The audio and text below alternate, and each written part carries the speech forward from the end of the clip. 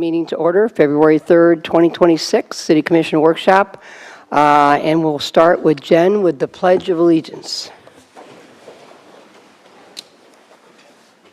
I pledge allegiance to the flag of the United States of America and to the republic for which it stands, one nation, under God, indivisible, with liberty and justice for all.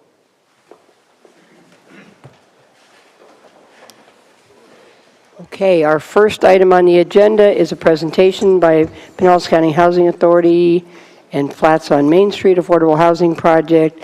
I will turn it over to Bob and Caroline. Thank you, Mayor and Commission. Bob Ironsmith, Economic Development Director for the City of Dunedin. It's a pleasure today to introduce two folks. We have Neil Brickfield, who's the Executive Director of Pinellas County Housing Authority, and we also have Dave Hayslip, who's putting together the Flats project there as a developer, Archways. You know, we've really listened to the Commission relative to that affordable housing. It needs to be a heightened item, so we always take a targeted approach, and we always look at opportunities. And today is one of those days where we think we're really moving in the right direction.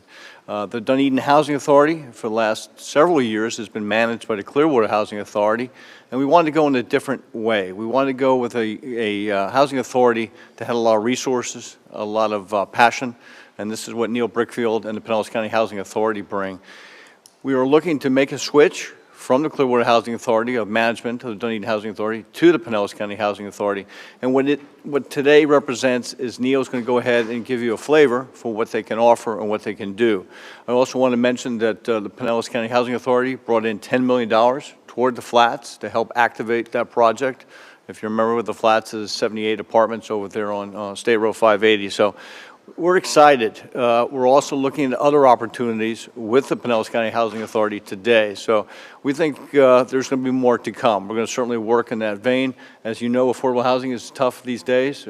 Real estate is high. It always takes a lot of effort, a lot of resources, a lot of partnership to get to where you need to get to. But today, Neil's going to go ahead and share some slides and talk to you a little bit about what they offer.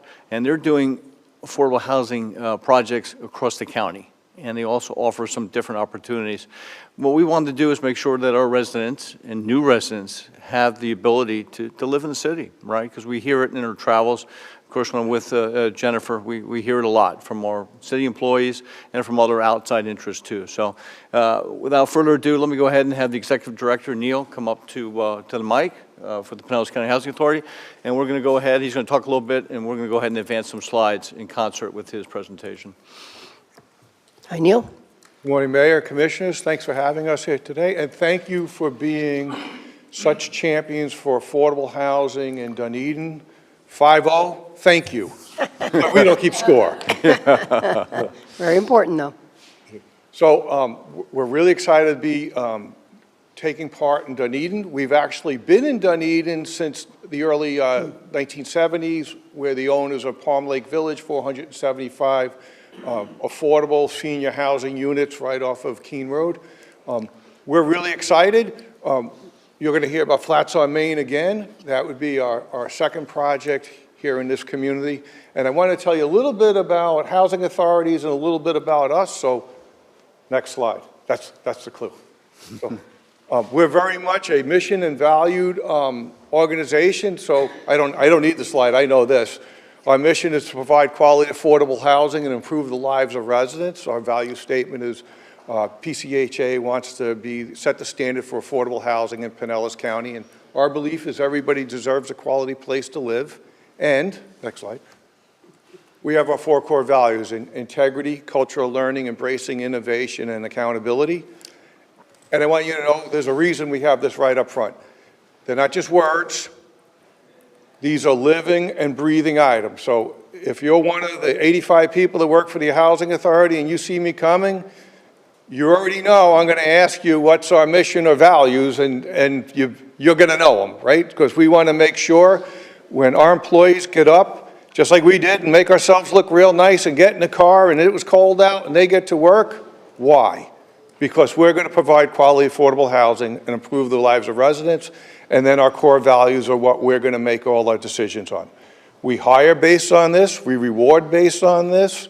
Sometimes we send people away based on this. But these are our cores. So you can count on when we are making a decision, this is the framework that we're going to work on.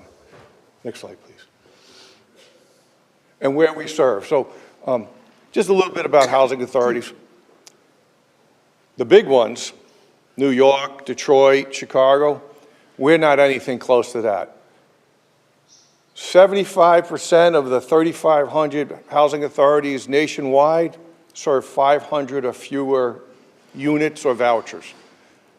You'd be on the small side. Clearwater is kind of in the middle. We're large. We have about 4,000 vouchers and a little over 2,000 units that we serve countywide. The blue ones are what we have built and are operating today. The red ones are the ones in development. The next slide. Okay, I'm going to turn this over to our Programs and Resident Services, to our Chief Programs Officer, Elise Minkoff. An operating officer, sorry. Hi, Elise. Morning, Mayor, Commissioners. Thank you for having us up here today. I'm excited to give you an overview of what I am passionate about and why I was lucky enough to be invited to be a part of Pinellas County Housing Authority. Programming. Programming is a passion. And when we enter a new property or we enter a new project, such as the Dunedin Housing Authority, I have my program department go out and do asset mapping of the community. In other words, we look at the zip code that surrounds that particular property that we're serving. We want to know what kind of partnerships are out there in the community that we can secure and partner with and network with to serve our residents. So the first thing that we would do in terms of Dunedin is to do asset mapping, learn what's out there, meet with the partners in the neighborhood. We'd also do a survey of the tenants that are currently there. What are their interests? What are their desires? What are their needs in the community? And we would work up programming based upon the partnerships in the community and also the needs that fall out of those tenants. The key thing that we're looking at right now across the county are food resources. And that's one of the key things that we'll be doing asset mapping on. We also provide a robust housing orientation program, and we also work with local lenders to do lender workshops as well. They come in, they help individuals with their credit rating, they help them look at mortgages and how they can advance themselves in the home ownership arena. We're also keenly interested in workforce development. We have an excellent partnership with Evera Healthcare. They're currently on a couple of our properties. They bring their medical mobile out on one of our properties. Another one, they actually have a clinic inside the main office of the property. We intend to partner further with them. They have a great apprentice program and a medical health care program that they can offer for technicians, and they'll provide scholarships. It's a great partnership that can help advance our community in total in terms of health care. We are planning a resource fair for Dunedin, and that will occur this coming spring. We will bring together workforce development, lenders, and of course, network partners that we identify in the Dunedin area. So we're excited about this opportunity. I have a robust programming staff, and they are hands-on. They do a lot of problem solving, and they make sure that the tenants are taken care of to the very best of their ability. So thank you for this opportunity. Thank you.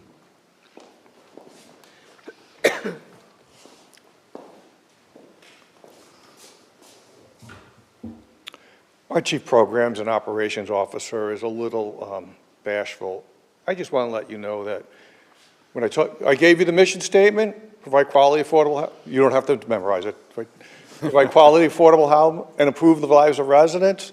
Well, that's really new for us, improving the lives of residents. So it's not only the services that we bring or the fairs and Mr. Ironsmith informed us that we're going to be doing 2 fairs this year, one on home ownership and one on family self-sufficiency. One, how to get ahead, and one, when you're getting ahead, how to turn that into a home. And if you don't know, the number one way for our participants to get ahead is to go get an education, particularly in the medical field. So we see people's income outgrow the support they need. We've had, about every 2.5 months, we get a graduate, and we've had, I think, 9 people go on to be homeowners in a little over 2.5 years. So it works when we work with them. Some of the other things we do is this.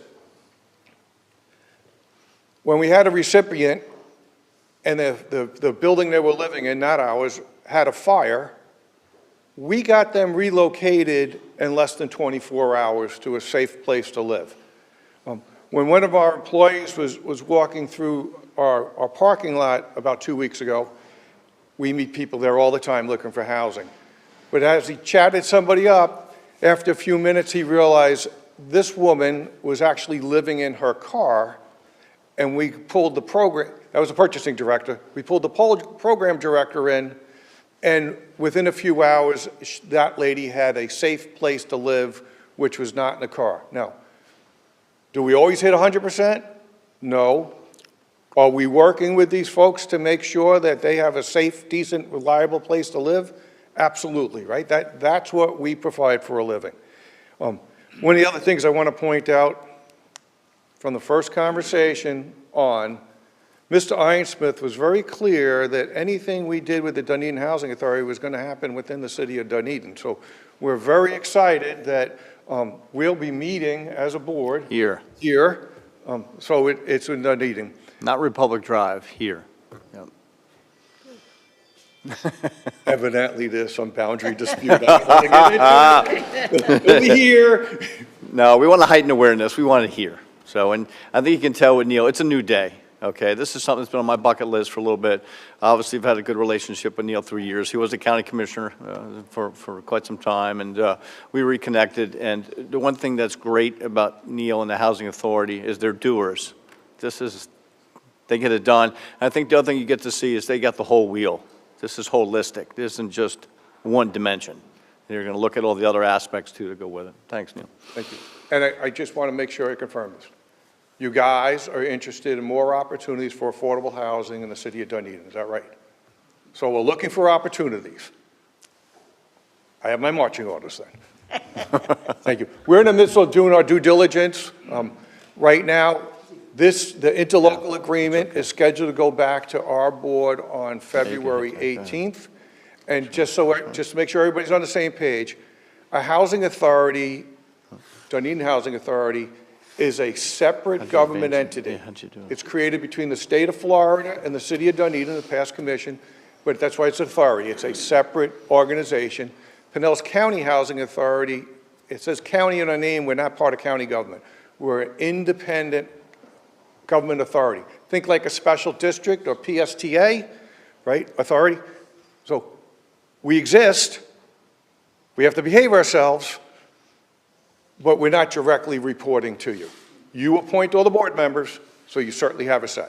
But we always want to make sure we're aligned. You're looking for opportunities, we're looking for opportunities. You want us serving the residents of Dunedin, we want to serve the residents of Dunedin. One of the nice things, though, that the Housing Authority, Neil, they have a great partnership with the county, too. So this is just a much better fit for the city. So I'm really excited about it. The flats, fantastic. Going to hear a little bit from Dave Hayslip's schedule, but we're going to see more opportunities, and this is what we wanted. And so I'm very excited today, as you can tell. We've certainly got a passion. Neil has a passion. His whole crew has a passion, so we can make things happen. So are we going to go to questions? Sure, absolutely. Get Neil. You guys, anything else for presentation? Or? That's it? No, I think Okay, we're good. I think Okay, we're good. sounds good. I'll turn to Vice Mayor to start, if you have any questions. Thank you, Mayor. Just point of clarification, the interlocal, who is that with, and how does that work? The Is that interlocal agreement? Yeah. It would be between Pinellas County Housing Authority and the Dunedin Housing Authority. Okay. So it's a management agreement. We're going to do the management day-to-day of the property and the management day-to-day of the housing authority, including the interactions with HUD. If I may add, Vice Mayor, the Dunedin Housing Authority has already taken action to approve, to go toward the Pinellas County Housing Authority. The way that they fund it is through HUD. They get money through Housing Urban Development each year, and that's what pays the management services of, say, the Pinellas County Housing Authority. Oh, okay, all right, yeah, that was the answer I was looking for. Okay, sure. And then just in terms of the process, getting the tax credits and all the things associated with that, what involvement does your organization have with that? Well, we partner on that. Yeah. In fact, we're really excited. We were awarded a tax credit for 9% just Friday the 30th, so we're in for our next one. We don't do this alone. We don't self-develop or anything like that. We partner with great people like Dave Heaslip with Archway at Flats on 4th. They're what's called an at-risk developer. There are some guarantees that they carry. We partner together to make these things happen. Yeah. Nobody can do it on their own. Yeah. Well, yeah, I don't have any other questions. Thank you, and it was a great presentation. It filled in a lot of gaps for me, and Thank you. it's good. Okay. Questions, Commissioner Sandberg? You used that term opportunities a couple of times. Are you like, what, vacant land? What do you mean when you say we're looking for opportunities? Thank you so much for asking. So I'm not going to go through this, but you have this on the dais.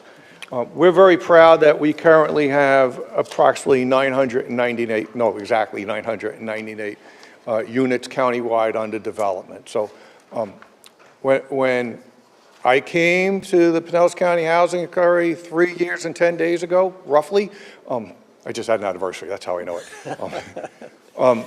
The board said, we want to expand our footprint. We want to be out there. We want somebody who knows the community. So we made it a point to meet with everybody in affordable housing in Pinellas County with the same message.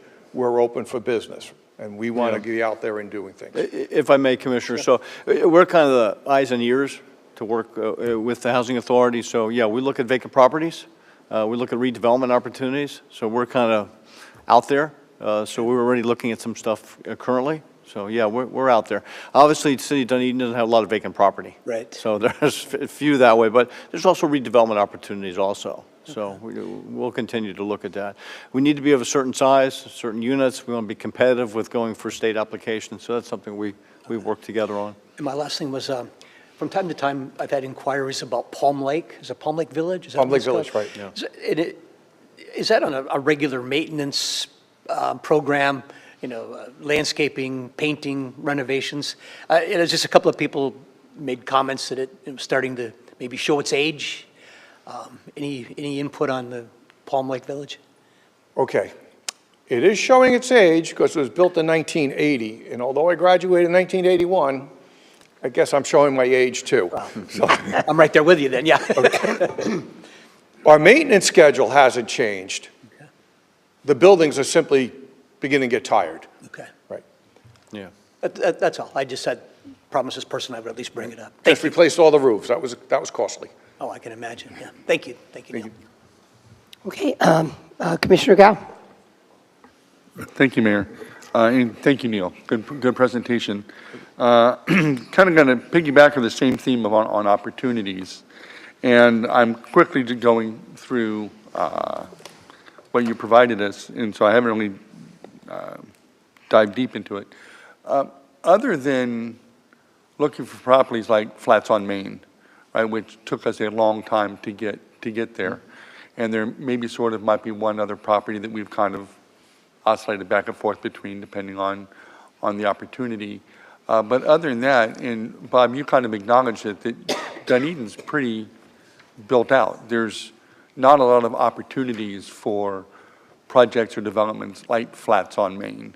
So other than that, can you expand on just what other opportunities Well- are there for the residents of Dunedin? Certainly. I mean, we're going to look at redevelopment, too. You know, some of their buildings are older, so you could see a situation where the building gets demolished and we do an affordable housing project. So we're certainly looking at that, too.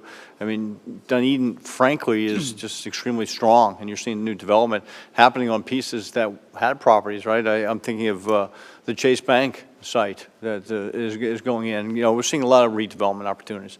So we'll continue to look at that.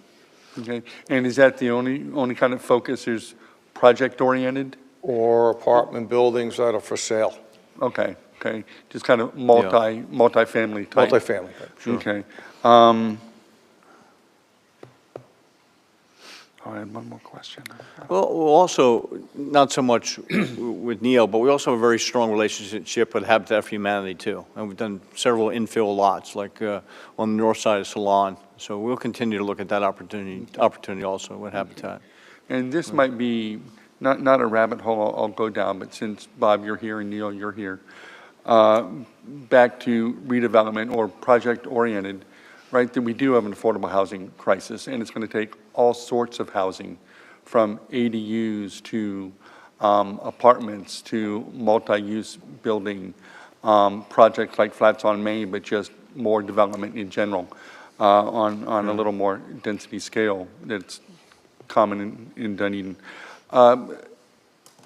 So how do we find those? Where do we go with this? And how does all this work? How do residents find the Dunedin Housing Authority or find projects that are available to them? And how do we address all types of needs of housing? Is this kind of this is our only approach and this is what Dunedin is doing to solve? This is a start. You know, I think the flat certainly is going to be on our website. People will be able to find that pretty quickly. The Housing Authority in Pinellas County, they'll be able to get some additional information through their website. So I think the media, Facebook, social media, that's where they're going to see different things and different opportunities happen, certainly. Just because I think we all do. We all have residents all the time or visitors all Sure. the time that say, or they just moved here, but they moved to Clearwater or Oldsmar, someplace, because they couldn't afford Dunedin. Yeah. And so when I hear that, is there something that I can respond with that says, hey, you know, if they're looking, they haven't purchased yet? I'd say right now, the flats, you know, you're going to have Dave come up here, Hayslip, and certainly they're going to start taking applications. So I would think that would be the first measure right there. And then certainly the Housing Authority, different resources and things that they offer. That's where I would go. Is there any opportunity to first-time homeowner programs or things of that nature? Go ahead. Yes, Don't kind of fit that multifamily model, but help people get that's into part of it. our fairs. One is self-sufficiency. This is what you need to do to get yourself ready. And the other one is, okay, you're just about ready. This is how you cross the threshold into home ownership. Those are the two fairs. I should also let you know, PinellesHousing.com. We have a wait list, but now we have an interest list. So an interest list, think like a notification list. We're going to notify you when something's coming available. Doesn't get you on the wait list, but you're not searching, right? We're keeping you informed. Example of that was Flats on Main. The wait list will open approximately 90 days before occupancy, but the interest list you could be on now. So when we know it's going to open on Tuesday, we can tell you Tuesday morning, be ready, that the official list is opening. Okay, so you communicate with those people on the interest list. We're communicating with people on interest lists, which we just started because we're so tired of telling people go away that we wanted another mechanism so they could know. Very good, I expect a couple of thousand people on that list within a few weeks. very good. Because you're right, I think that people tells- need this. I think that tells you the desire and Oh, need yeah. we have for affordable housing. All right, thank you, Mayor, very much. Questions, Commissioner Dugard? Thank you, Mayor, and thank you, Neil, for being with us today. I appreciate the presentation. I'm one of the newer commissioners, and therefore my questions might be a little more primary. I apologize for that, but I need to understand your funding and governance system a little bit better. Can you share some of that? Sure. We have agreements with HUD, but we are not part of HUD. So our all-in budget is $90 million. Approximately $50 million of that comes from administering HUD agreements, a little bit of public housing. We're almost completely out of public housing. And the bulk of it, $46 million, is the Section 8 voucher program. That arrived yesterday morning. That went out yesterday afternoon. It's not like we get to play with that money. That just passes through. The rest of the money, that's self-generated. So Palm Lake Village or any of the other properties we have, that's very much a business. A housing authority is also a government business. So the rents, that pays our salaries. HUD doesn't. That pays our salaries. And we have 17 buildings countywide, and all told, that's what all the rent generates minus the expenses. We also have 3 assisted living facilities. We're trying to make it a priority that residents in our buildings have a bridge to assisted living facility. So that's where the money comes from. Great. About half self-generated. Okay, and your governance, do you? Oh, I'm sorry. We have a board of directors. We have 5 slots, unlike a city housing authority where the city commission does it. In our case, the governor of the state of Florida, Ron DeSantis, appointed 4 of our 5 members. We have 1 vacancy right now. Okay. Finally, how do you measure performance? How do you measure whether you're doing well or not doing well? Thank you for asking, because every Monday morning, we're on what's called the EOS system, Entrepreneurial Operating System. So every Monday morning at 10 a.m., the senior leadership meets, and after we say our personal best and professional best for the last week, scorecard. What's our AR? What's our occupancy rate? What's our turnover rate? All of those things we're discussing at 10 o'clock every morning. In addition, you know the federal government doesn't send us $45 million with lots of strings attached. So that's called a CMAP. That's our score of how we're doing public housing in our voucher program. So that will be submitted at the end of this month. Love your answers. One final question then. How secure do you feel your funding is? Because you're basically I never funded through feel HUD. our funding is secure. Okay. We are dealing with the federal government. That's why I inherited. We set a goal over 20 years ago that we wanted to be financially independent from housing and urban development. So we've run this scenario. If all the federal government money went away, could we survive? We're proud to say yes. Would it be different? Absolutely. Would there be people hurt along the way? Sure. Would we as an organization survive and continue on our mission? Yes. So we're not 100% there, but we're on our way there. Excellent answers. Thank you very much, Mayor. You guys ask great questions. Thank you. You weren't ready for that right now? Yeah, you were ready for that. You're doing good. A couple questions. So the people that are appointed by the governor, I just pulled it up, do they live all around Pinellas County, or where do they live? Our board? Yeah, you have to be a resident of Pinellas County and a registered voter, and you have to apply for the same as any other board that the governor is going to appoint, which if you have never filled out that application, it's like 20 pages of your life.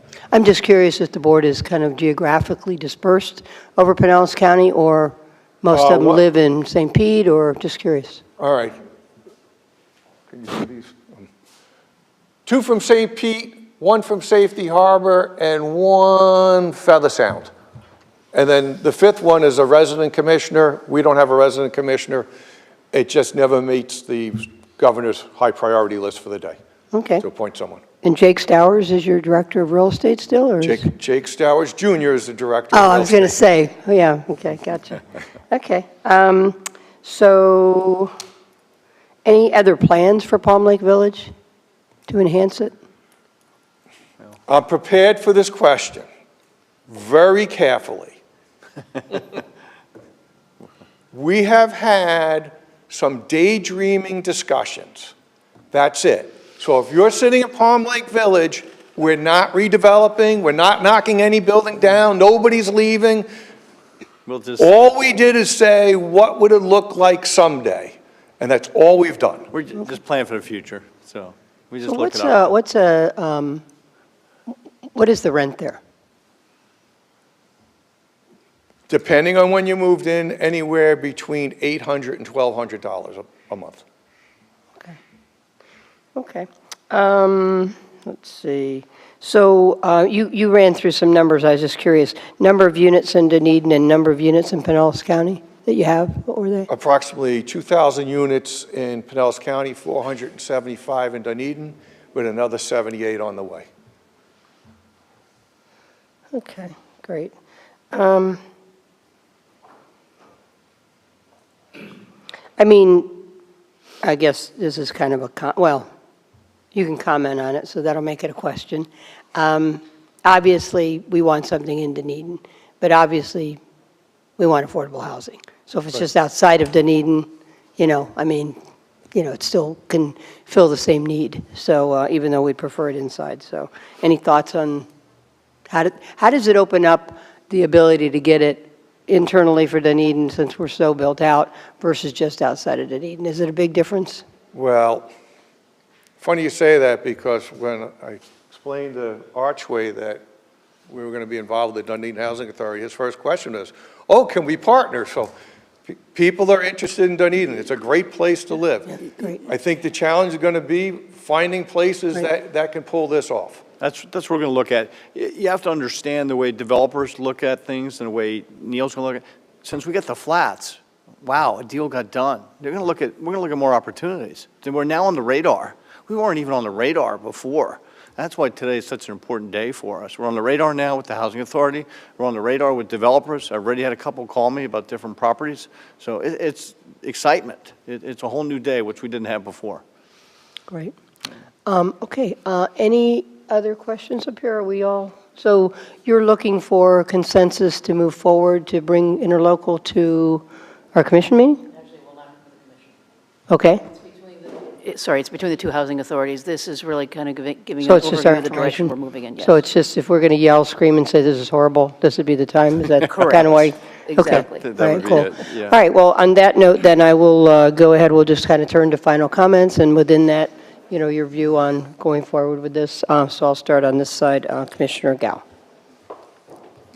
Thank you, Mayor. No, I am in favor of this in moving forward. Affordable housing is a conversation we need to keep having. So welcome aboard. Thank you. Commissioner Dugard. Thank you, Mayor. This is God's work, in my opinion. Finding homes for people, God's work. We have one of the most difficult communities for your organization to have to work in. We're high density, we're high cost, and high challenge. Any way we can be of assistance to that, I want to be a part of. Thank you. Thank you. Vice Mayor, final comments? Yes, thank you, Mayor.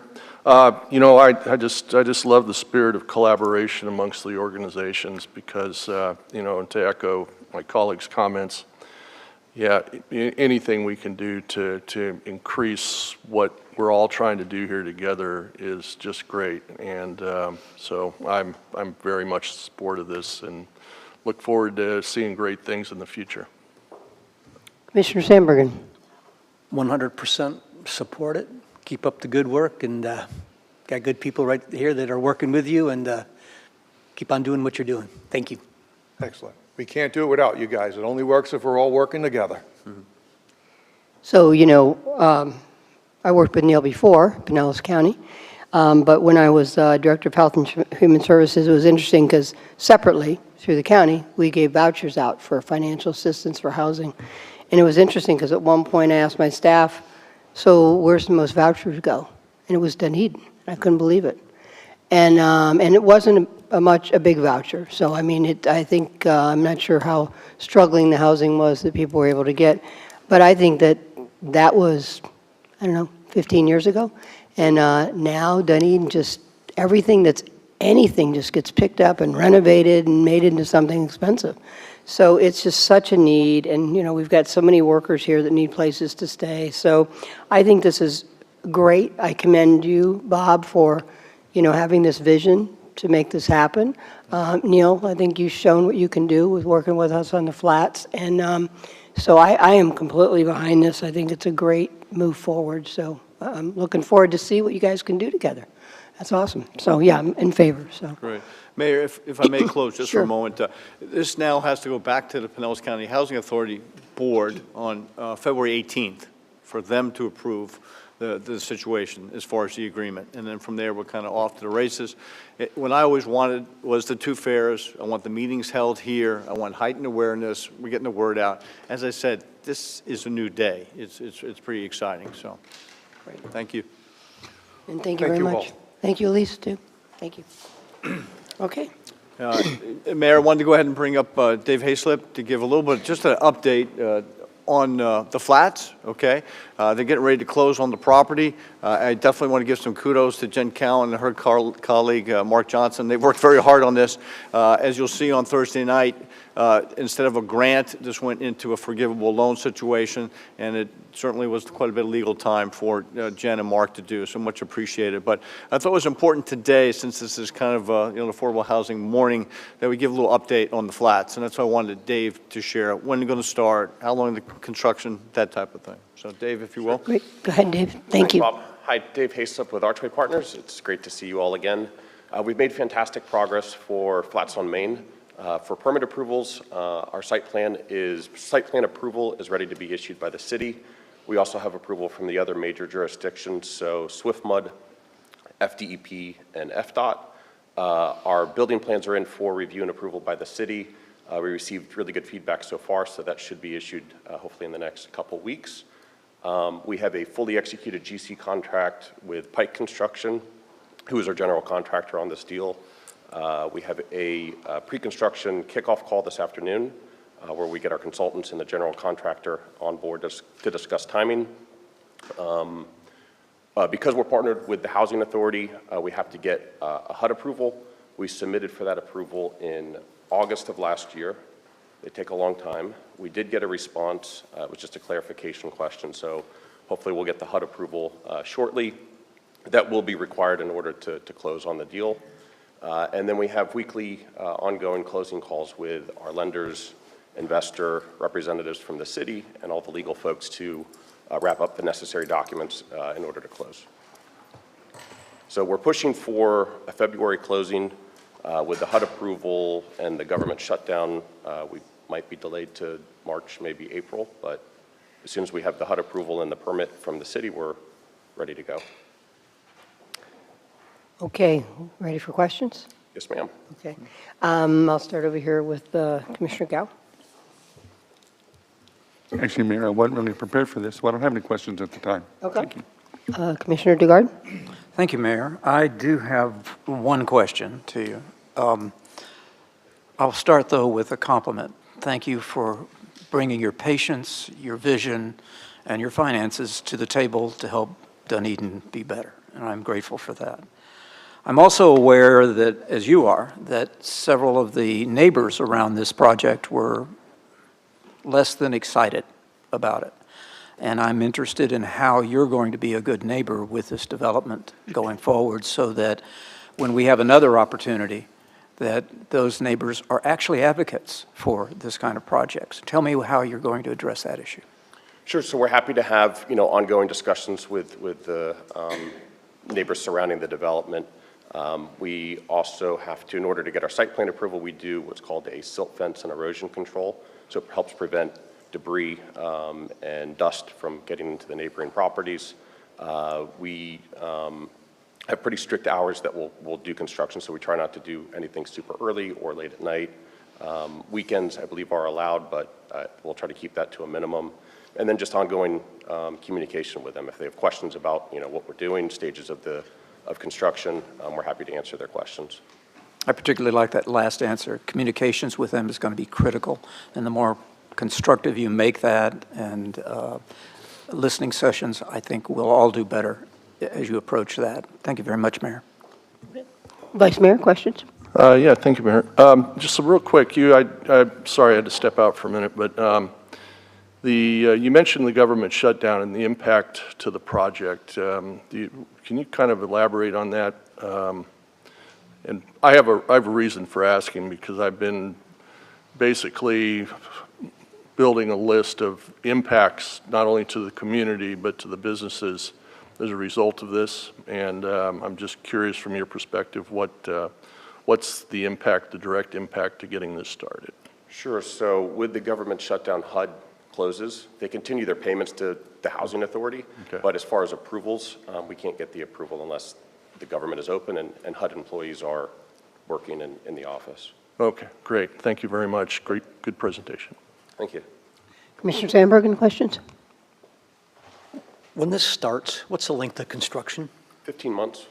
15 months from breaking ground, somebody will be living there? Allow a buffer of, let's say, 18 months, but the Okay. GC told us 15. No, it's good, yeah.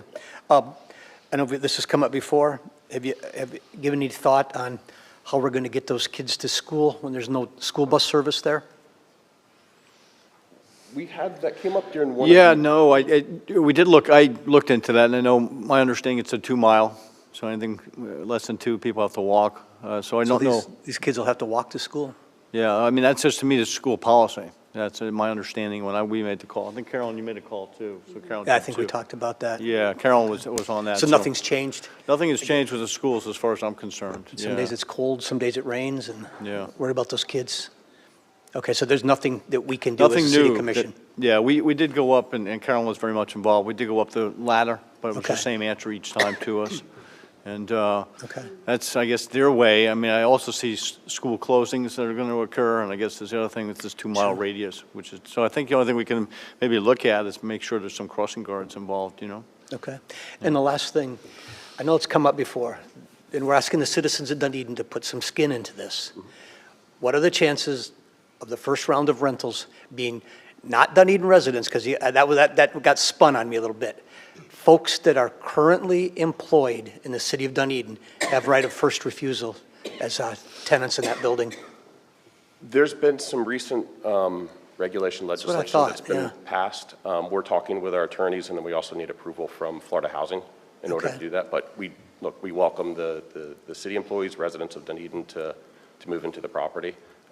Regardless of how that, works out with the legal folks, you guys will be the first to know when we start pre-leasing the development. Well, I know we would welcome them, but as a city commission, I'm trying to look out for those folks. That's, it's been brought to us many times. And Don't know if- teachers, I'm sorry, I didn't. Yeah, I don't know if you can restrict it like that at this point in time. the I know what you're attorneys- looking for. Okay. Certainly, I think what Dave is saying, get the first opportunity, get on the list, you'd be the first aware, but I don't think you can just restrict it to the hospital or to the city employee type. I don't think under the current rules and regulations you can do that unless the application was done that way from the very beginning. Yeah, we're still looking into it. If the Yeah. attorneys in Florida Housing bless it, then we're all for it. Okay, Okay. good. That's all I had. Thank you. One more question. Sure, go ahead. Yeah, so related to this, is there, in terms of affording or providing the opportunity for our residents and our employees and businesses, perhaps we send out the announcement earlier for them? Oh, yeah, anybody can, anything I'm getting now, as far as an email or something, we give to Archways, and they put them on the list right now. Okay. That's my understanding. So, Okay, yeah. great. Thank you. And I think that, and I'll take my turn, but I'll let Commissioner Gao, because he thought of a question. I did. Actually, I want to piggyback on Steve's comments or concerns about bus routes and the ability to ride a school bus. If that's not available, these are certainly not new words that I've uttered, but if it's walkable and bikeable, it's not just building a sidewalk and saying that's safe enough. We got to build an environment where it encourages walkability and bikeability. Is this a question or a comment? Along as keeping it safe. This is a comment, right? We're at the comment section, right? No, I haven't asked my questions yet. Oh, I But thought we were comments. I thought you were asking a question. So can that be done? Question mark.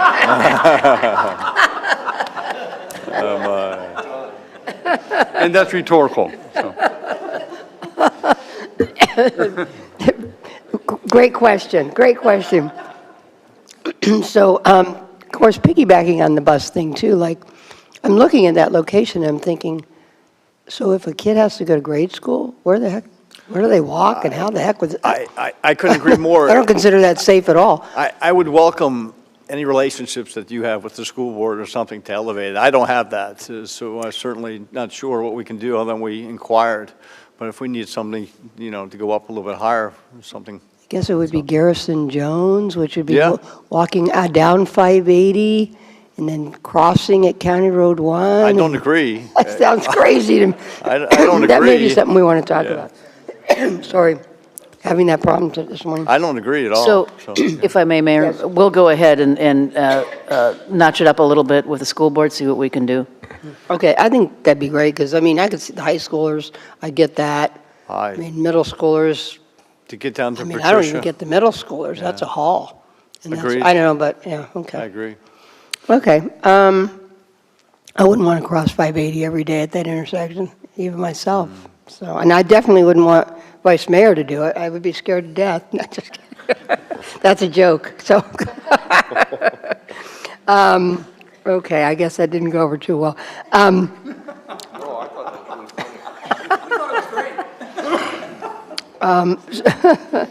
So, you know, I appreciate your comment on the city employees, but I do think, you know, if it's a server in Dunedin, or it's a nurse in Dunedin, or it's a teacher in Dunedin, you know, to me, they're all very, very important. So, and I know that you're not saying they're not, but I'm not sure. I kind of understand why you don't get into prioritizing, because that's hard to do, because everybody's kind of important in that role, so.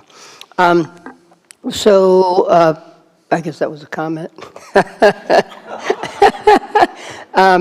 Anticipated opening, did you say that? It's roughly 15 to 16 months after we break ground on Okay. construction. So if we close in March, 15 to 16 months from there. I was asking you to do the math there. Never do math in public.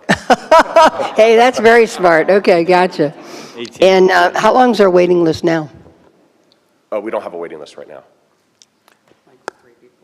Whatever you have that we've given you. So I don't know, Correct, yeah. I've had maybe 5 people that have Oh, you inquired. did? Yeah, You'll I pass it on apologize. to you. I created an Excel file, we put people on that list. So, Because I know one of them was someone that called me as a young mother who works in Dunedin and, you know, Yeah. desperate to get something affordable, so. we just completed 81 units in Clearwater off of Cleveland Street. And when we just started moving dirt, it was about a 15-month construction timeframe. When we started moving dirt, I got a phone call from someone that reached out to our superintendent saying, hey, I'm interested in a unit. I said, well, we're about 15 months out. We'll reach out 3 to 4 months before, and we'll start the pre-leasing activities. He called me every month, every 2 months, kept him updated. Hey, this is when we're starting pre-leasing, and now he's a tenant in one of our buildings. So he's thrilled That's to be there. awesome. Good, so those 5 people kind of are supercharged, so to speak, so it's not a bad idea to get on the list. Reach out, yeah. Okay, sounds good. And then as far as a formal list, we'll start pre-leasing 3 to 4 months before. The Housing Authority will open up Right. a specific waiting list for the 24 vouchers that are on the deal. Yeah, and I get that, but of course, you know, a single mother calls you, they're desperate now. Who knows if it'll work by the time it's built, but you don't want them just to have to linger out there. You want them to get on something. So I appreciate that you guys have kind of done an informal list. I think that's all my questions. So basically, it's just an update, so you don't need anything formal from us. Yeah, it was just an update. I think we wanted to heighten awareness. We kind of used this with Pinellas County Housing Authority, want to get the word out. So even from this meeting, Archways might get some feedback relative to looking for something affordable. So that was the other opportunity today, frankly. Okay, anybody have final comments at all? Okay, you had your final comment, comment question. Okay, well, we're very excited about the project, so keep going, Dave. We appreciate it very much. Thank you very much. Appreciate it. Thank you. Thanks, Dave. Okay, any final words of wisdom, Mr. Ironsmith? I think today's a very good start. Okay, obviously, affordable housing is not only a regional but national crisis, and it's something that we certainly are staying focused on. And it's funny, what's here today could be well different in 6 months. Opportunities just present themselves, just like we do redevelopment deals. So we're going to continue to focus on it, and I think we got a great team now. I'm very excited about having the Housing Authority and being able to get them on board. And we continue to work with Habitat too, so we work with all our partners to see what we can do. But yeah, it's not easy doing affordable housing. Obviously I've done a lot of different initiatives, and I would say this is one of the more challenging ones. One of the nice things about Archways, and credit to Dave and his partner, Brett Green, is they know how to do those applications, how to leverage dollars, how to put the pro formas together. That was one of the reasons, if you remember, because we tried, 4 or 5 times on this property before we connected with Archways. So we're looking forward to continuing those type of partnerships with them. But we're also looking at other developers too. It isn't just Archways by any means. So one last question for Yeah. you before I'm going to take the liberty of asking one last question. Sure. If all homesteaded properties in the state of Florida, in Dunedin, Yeah. have no property taxes, what happens to rentals and affordable housing and businesses? Who will then be taxed? It's a little scary Well- environment, isn't it? Yeah. Will that help affordable housing for rentals?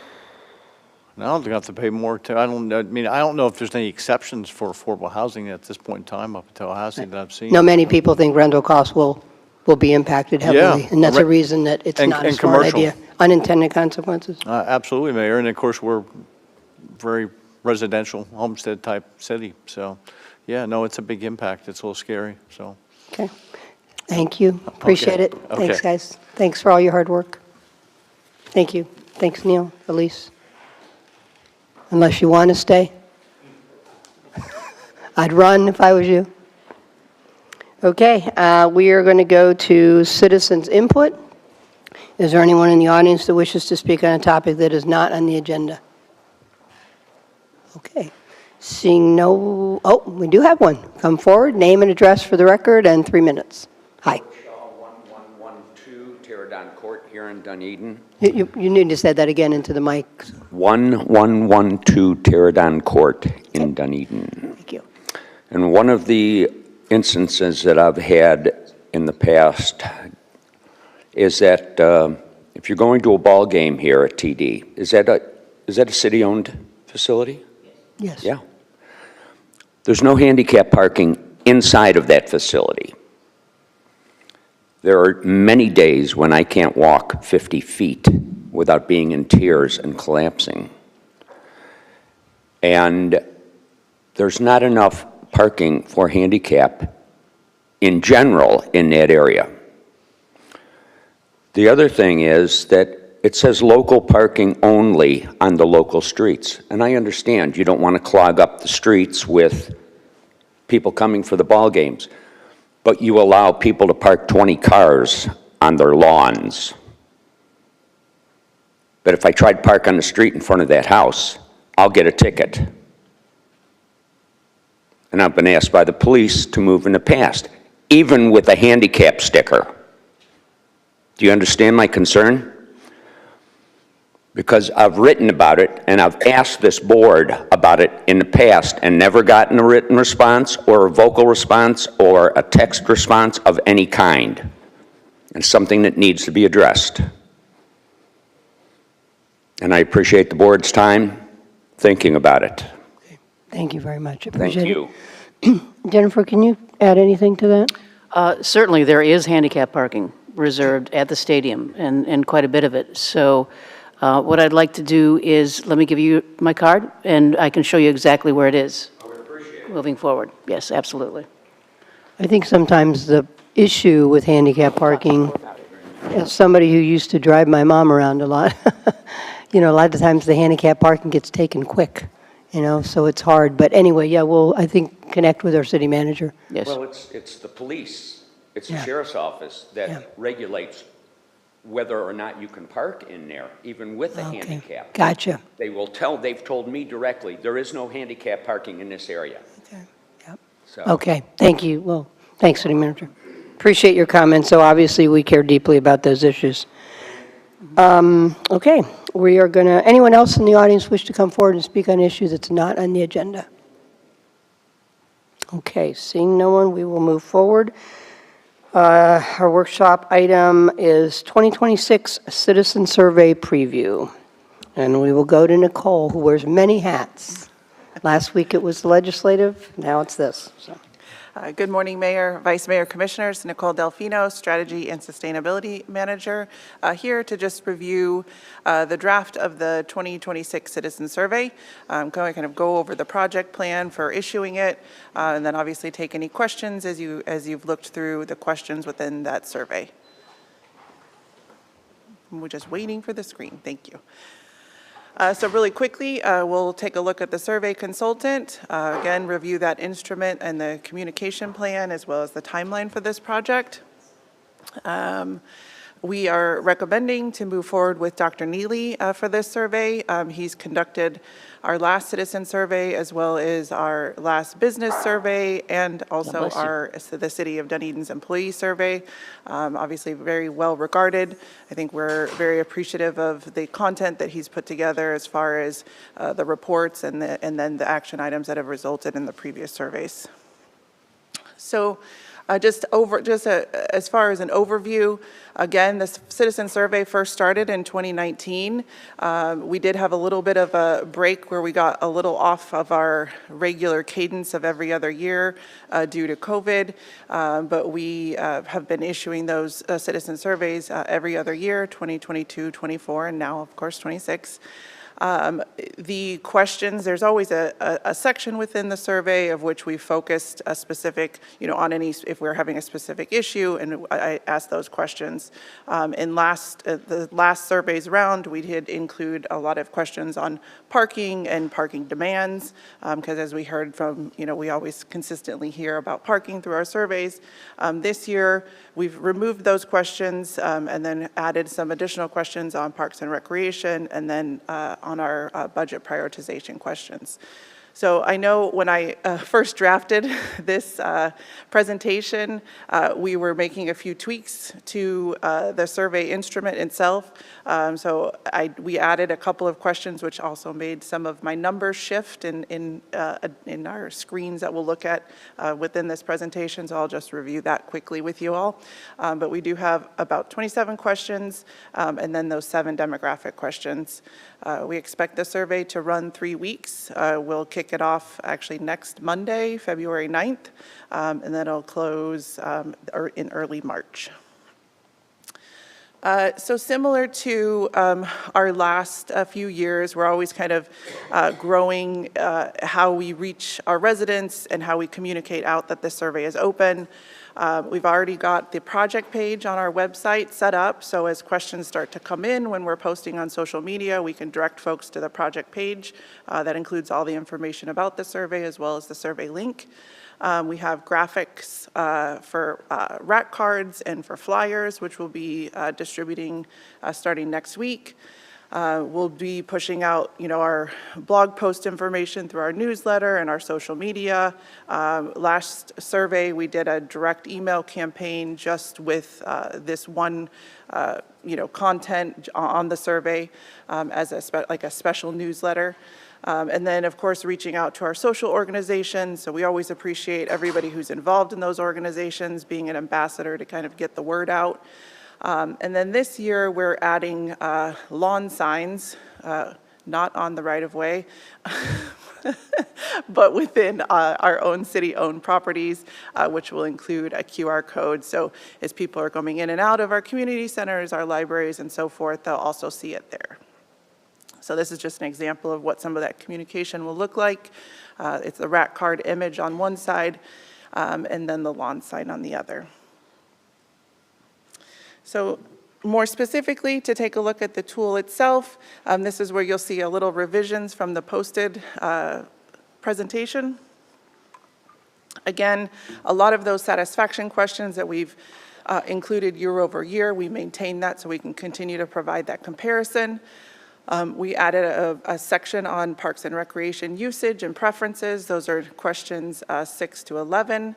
And then the discussion as we were kind of working through this survey was we actually added some open-ended opportunities for residents to reply directly following the question on public safety, solid waste, and infrastructure. Being that the conversation being that rather than waiting until the end of the survey and say, oh, what do you remember about this thing that we previously asked or that sort of situation, that we now give them the opportunity to immediately respond if they have a specific issue or want to say thanks surrounding those topics there. And then we added the prioritization question on budgeting, our questions 25 and 26. And then as I mentioned previously, we removed those parking-related questions because we want to be mindful of obviously not creating a survey that is too big and too cumbersome, but somebody that can actually still get through it on their phone or their tablet. And so we're keeping it within a modest size survey. I do have the survey instrument pulled up on the computer. I'm happy to go through it. I don't know if you want to just have general comments or questions as you have reviewed it. If you want to look at it question by question, I'll defer to your preferences. Get that on first. I mean, I don't think we need to go through it question by question. Does anybody, do we want to, we'll just do questions for each person. So I think starting over here with Vice Mayor, questions overall or thoughts about the survey? Yes, thank you, Mayor. So it looks, just kind of generally speaking, I mean, it looks like the major changes from the last one was it's much more focused on the actual Parks and Recs assets. Is that? We want to, yeah, I think I know Tony's here. We actually worked with all departments to kind of go through the questions and really ask those things that are most vital. What is the information that department really needs to make decisions moving forward? You're welcome to add. Good morning, Commission. Tony Mulkey, Parks and Recreation Director.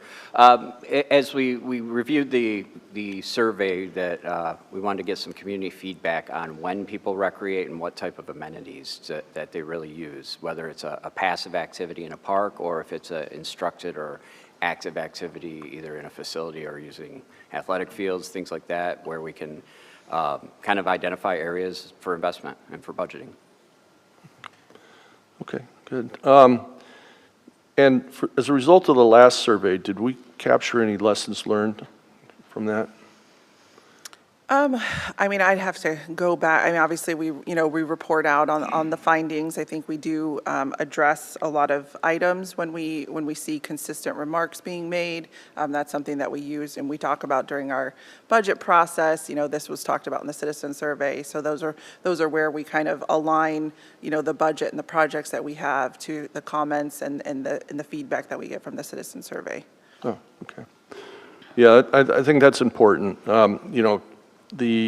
Well, I'll save it for comments.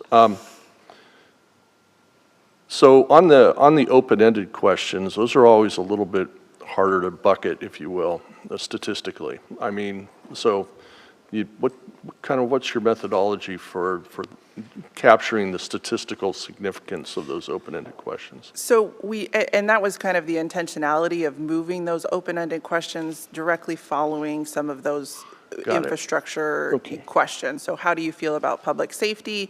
And then if they, select some sort of level of, not satisfied, dissatisfied, tell us, then tell us, so that we'll be able to capture that, that feedback a little bit better related to that one topic rather than the very general broad tell us what you love or tell us what you don't love, which means that we get a lot of very varied comments. So that'll help with streamlining really what any issues are in those specific areas. Yeah, okay, that makes sense. And then finally, what's our timeline to get this out? I'm waiting to make any final edits with Dr. Neely this week, but it's live, it's ready to go. It's just kind of sharing that information, which there'll be a little teaser in the newsletter on Thursday, and then, like I said, we'll have some boots on the ground as far as getting flyers, rack cards, and those lawn signs up next week, and then the social media posting and reaching out to those groups to share the content. Okay, that's all I got. Commissioner Sandberg, questions? I had a couple. Question number 2, are you a current resident of Dunedin? If someone answers no, will it be tossed? Yep. Okay. It'll say thank you for participating in the survey. And a question, this would be like 5, 6, and 7 would sort of roll together. If I'm a non-user of the spray ground, my vote could be a little slanted. I could be against it because of the cost. Is there any way we take into consideration non-users of these facilities? Yes, in the directions for those questions, it says if you don't use these amenities, please choose unsure. Okay. I probably just read right over that. That's okay. Question number 12, it refers to the local police. That should probably be a little bit more fine-tuned, Pinellas County Sheriff's Office, because we don't, 35 years ago, we used to have the Dunedin Police, and I don't, I'm not telling you that, but you just maybe, what do you think of that? You know, we see their fancy cars and their stuff around town. Sorry, guys. And I believe we may have had that listed previously that way, and that is not a problem. We can add Okay. that. Yeah. And last night I had contact with someone here in the building. Was it question number 7, referring to local police? 12. 12. 12, yes. Question number 12 refers to local police, and we should put in parentheses Pinellas County Sheriff's Office. Okay, whatever you think. I'm just, so Yeah. that, to avoid any, I like the local police, because, you know, they are our Yeah, police they're our department, friends, and yeah. people don't, you know, so, yeah. okay. And then jumping to question number 21, in fact, I had a concern about this last night with someone here in the city. It's not Spectrum 630, it's 639, which is down. It was down last night, and I was, Yeah, which, by the way, I did text. Did you hear that? Yeah. It's down. Well, yeah, Peg told me it was down, too. So. I was sitting in front of my fireplace ready to watch 639. And Yeah. Well, we'll see what they think of 6:30. Yeah, 6:30 is not going to work, so 6:39 is the channel. And that's, by the way, that's all the questions I had. Just to make sure I know I've been a Perfect. proponent of getting that up and running, and just to make sure that's correct. Good. Appreciate it. Thanks, Nicole. That's all, Mayor. Okay, questions, I'll go to Commissioner Gao. Thank you, Mayor. Yeah, actually, it's question 24, I believe it's on page 14. Might be just cosmetic, and it might have been because of the moving and adding of questions, but there's no column headers to that question? Oh, yes, we'll be Right, sure that right. it'll be the very satisfied, somewhat satisfied, somewhat dissatisfied category, so we'll make sure that's there. Thank you. As long as the residents know what they're answering. Fantastic. And then the next question, question 25, and just the question itself, right, talks about different aspects of the city, and Parks and Rec and Arts and Culture, and just the pool isn't mentioned at all in that question. And I'm wondering whether or not the pool or aquatic center, however we want to label it, shouldn't be identified individually, or at least in the last one where it's community amenities, where we already have marina, golf club, whether pool Pool. shouldn't be added to that either way, just so it's not left out. And that's, I don't know whether those were, they were comments about questions. And it's kind of a gray area, Mayor. I think that- don't know. said questions or comments. Oh, did you? Okay. Okay. All right. And then my comment would be, I'm glad that You weren't we- good before, but you're good now, so. It's always better to be in good graces with the mayor. And then just overall, thank you for adding the questions about budget and things of that nature for our residents. Appreciate that. Okay, Commissioner Dugard. It's always fun to follow Jeff, because know you never about know if that. you're doing questions or comments. How many years have we been doing this survey? This will be the 5th round. 2019. Round, so we've Citizen been, survey. this is 10 years we've been doing it? 2019 yeah, started. it's 2019, every other year? every other year, but we got a little off our cadence due to COVID. So we do the citizen survey one year, then the business survey, and then the next year we alternate the two every other year. Okay, great. Do we do any linear movement within the questions to see how the issue is progressing over time? Yeah, we do that in the report out. We'll include the data from 2019 all the way through so that we can see how things are changing. Okay. What was the big aha with the last survey we did like this? Actually, I would say we made some progress as far as traffic goes, which is some promising progress, because there's several things that we did. We have additional details. We actually added a traffic deputy to our contract with the Pinellas County Sheriff's Office, and we actually moved that needle a little bit, which was a nice aha. So we don't actually, the good news is that we don't get a lot of ahas, which is in terms of we understand quite well what the priorities are of our residents. And that's really the reason why we do these surveys is what are we missing as we move toward the budget process. And so we know that planning for the future is an issue. We know that growth is an issue. And as a result, we put out communications in terms of we really haven't grown, I think it's 2,000 since 20 or 2,000, residents. So those types of things, but we really don't get a lot of oh my goodness, we're going in the wrong direction type of ahas. And what has been our response rate? Obviously, since, I took this over with the 2022 survey, we've seen increases levels of responses due to our communication. So, when we started this, we didn't have the website that we're operating with now. We didn't have the newsletter set up. So we've added a lot of those communication tools, which means that we're reaching more residents. So every year we've had a pretty significant increase in responses, which again is the goal to see, really trying to get just as many people to respond as possible. So the last time we did this was 24? Yes. How many responses did we have for the 24 survey? Off the top of my head, I want to say between 17 and 1,900. Okay. It's a very good response rate. Thank you, that's all I have. Thank you. Okay, I already did you guys, right? Okay. So I guess one of my questions, and I guess it's something you could talk to with Dr., is it Healy? Healy. We're going to have a tough budget session. So my question is, are we drilling down enough in the cut area? Like if you got to give something else, and this is before we even think about what the state could do with property tax.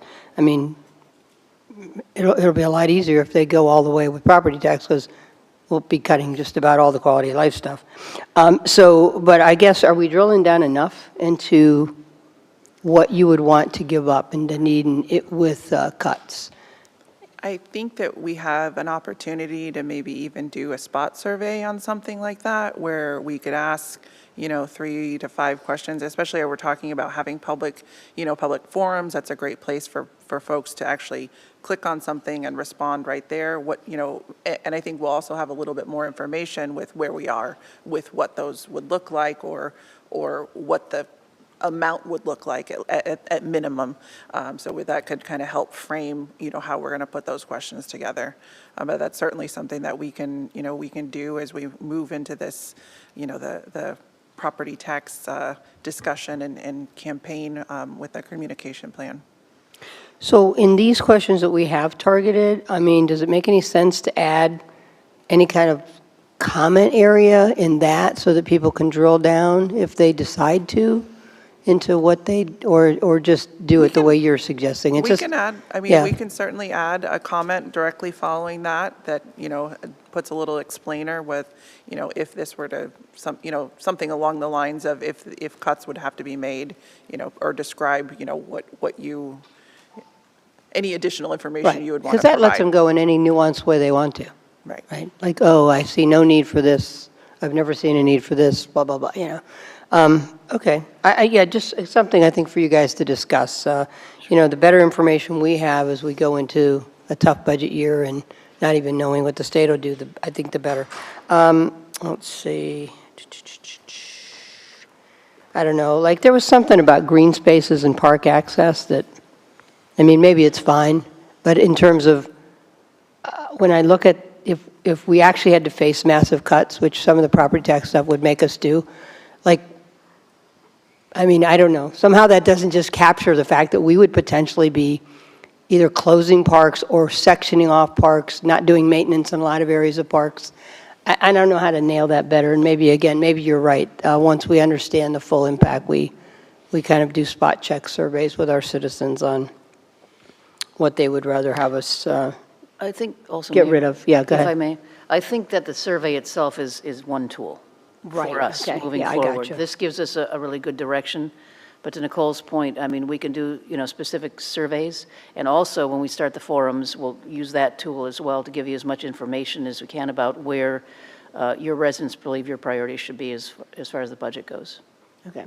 And obviously, I don't want to, expect the worst, because I think we'll know in the next month, basically, what's going to happen at the state level. So let's expect the best. Okay. That's all the questions I have. So basically, you just need kind of go forward and... Well, yeah, we want to make sure, obviously, that the City Commission touches the survey, that you've reviewed it, because to me, it's of quintessential importance to the City Commission as you approach the budget, that you have seen the survey, you understand what it is we're asking, and you support the survey.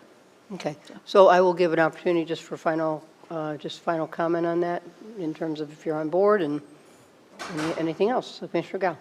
I'm on board. Okay, Commissioner DeGard. I'm a pro-survey kind of guy. Okay, yes, you are, I know you are. Vice Mayor. I am on board. Okay, Commissioner Sandbergen. Yeah, I think it'll be like a report card to the entire city, including the commission, and on board. I'm on board. Fantastic. Let's go, sail the Thank you.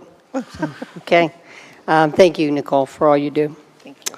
Okay, I think we should take a quick break, and then after that, we'll go into Golf Club Advisory Committee discussion. Do you care to ask for public input on that? Oh, sorry. Anybody in the audience on the survey wish to come forward and speak on this issue? Okay, seeing no one, I will close public input. We will go to break, and when we come back, we'll do the golf club, which I think a few people out there are interested in. Thank you. One or two.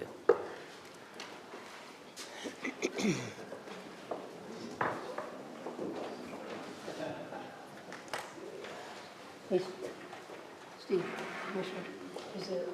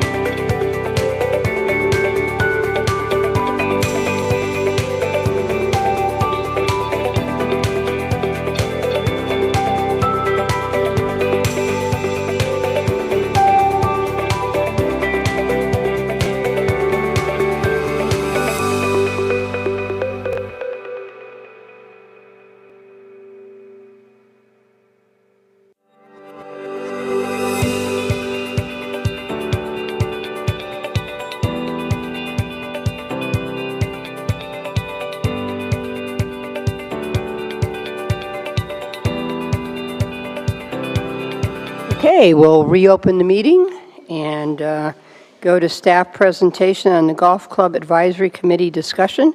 Michelle, we'll turn to you. Thank you, Mayor. So what you have before you is a draft resolution potentially establishing the Golf Club Advisory Committee. We modeled this after the 2017 Military Veterans Advisory Committee resolution. So what we are proposing is a 7-member committee. All members of the committee shall be residents of the city of Dunedin. The breakdown would be 3 members of the Dunedin Golf Club on the committee, 1 member of the Board of Finance, and 2 residents at large.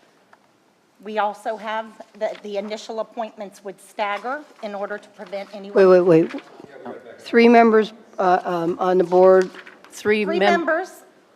So Isn't at it no three, time shall three, there and- be more than 3 members of the Dunedin Golf Club on the committee, and the committee is encouraged to have 1 member of the Board of Finance. It would be 3 members of the golf club, 3 residents at large, and 1 member of the Board of Finance. For a total of 7. Okay, good. Now, I think you said 2, and you just probably misspoke. Okay. Okay. So, and Go those ahead. initial appointments would stagger to prevent them all falling off the board at one time.